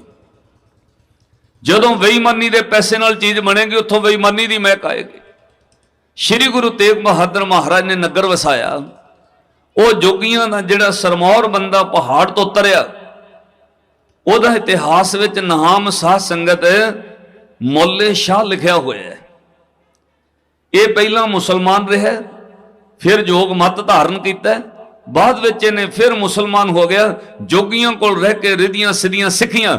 ਅੱਜ ਜਦੋਂ ਮੌਲੇ ਸ਼ਾਹ ਆਪਣੇ ਨਾਲ ਦੇ ਬੰਦਗੀ ਵਾਲੇ ਦਰਵੇਸ਼ ਜੋਗੀਆਂ ਨਾਲ ਵਾਪਸ ਆਇਆ, ਇਹਨੇ ਭਾਈ ਦਿਆਲੇ ਨੂੰ ਪੁੱਛਿਆ, ਇਹ ਨਗਰ ਕੌਣ ਵਸਾ ਰਿਹਾ ਹੈ? ਆਖਿਆ ਸ਼੍ਰੀ ਗੁਰੂ ਤੇਗ ਬਹਾਦਰ ਸਾਹਿਬ। ਉਹਨੇ ਕਿਹਾ, ਗੁਰੂ ਨੂੰ ਕੀ ਲੋੜ ਹੈ ਨਗਰ ਵਸਾਉਣ ਦੀ? ਗੁਰੂ ਨੂੰ ਨਗਰ ਮਹਿਲ ਵਸਾਉਣ ਦੀ ਕੀ ਲੋੜ ਹੈ? ਆਪੇ ਹੀ ਤਾਂ ਗੁਰੂ ਤੇਗ ਬਹਾਦਰ ਮਹਾਰਾਜ ਕਹਿੰਦੇ ਨੇ ਕਿ ਇਹ ਜਗ ਰਚਨਾ ਸਭ ਝੂਠ ਹੈ, ਜਾਨ ਲਿਹੋ ਰੇ ਮੀਤ। ਫਿਰ ਜੇ ਜਗ ਰਚਨਾ ਝੂਠ ਹੈ ਤੇ ਮਹਿਲ ਕਿਉਂ ਬਣਾ ਰਹੇ ਨੇ? ਭਾਈ ਦਿਹਾਲਦਾਸ ਜੀ ਚੁੱਪ ਕਰ ਗਏ। ਕਹਿੰਦੇ ਇਹਦਾ ਜਵਾਬ ਤਾਂ ਗੁਰੂ ਸਾਹਿਬ ਹੀ ਦੇ ਸਕਦੇ ਨੇ। ਜਿਸ ਗੁਰੂ ਨੇ ਨਗਰ ਵਸਾਉਣਾ ਸ਼ੁਰੂ ਕੀਤਾ, ਮਹਿਲ ਬਣਾਏ, ਉਹੀਓ ਜਵਾਬ ਦੇਣਗੇ। ਮੌਲੇ ਸ਼ਾਹ ਜੋਗੀਆਂ ਨੂੰ ਨਾਲ ਲੈ ਕੇ ਪਹੁੰਚ ਗਿਆ। ਸ਼੍ਰੀ ਗੁਰੂ ਤੇਗ ਬਹਾਦਰ ਮਹਾਰਾਜ ਨੇ ਕਿਹਾ, ਜਲ ਪਾਣੀ ਪ੍ਰਸ਼ਾਦਾ ਛਕੋ, ਰਾਤ ਰਹੋ, ਸਵੇਰੇ ਤੁਹਾਨੂੰ ਜਵਾਬ ਦੇਵਾਂਗੇ।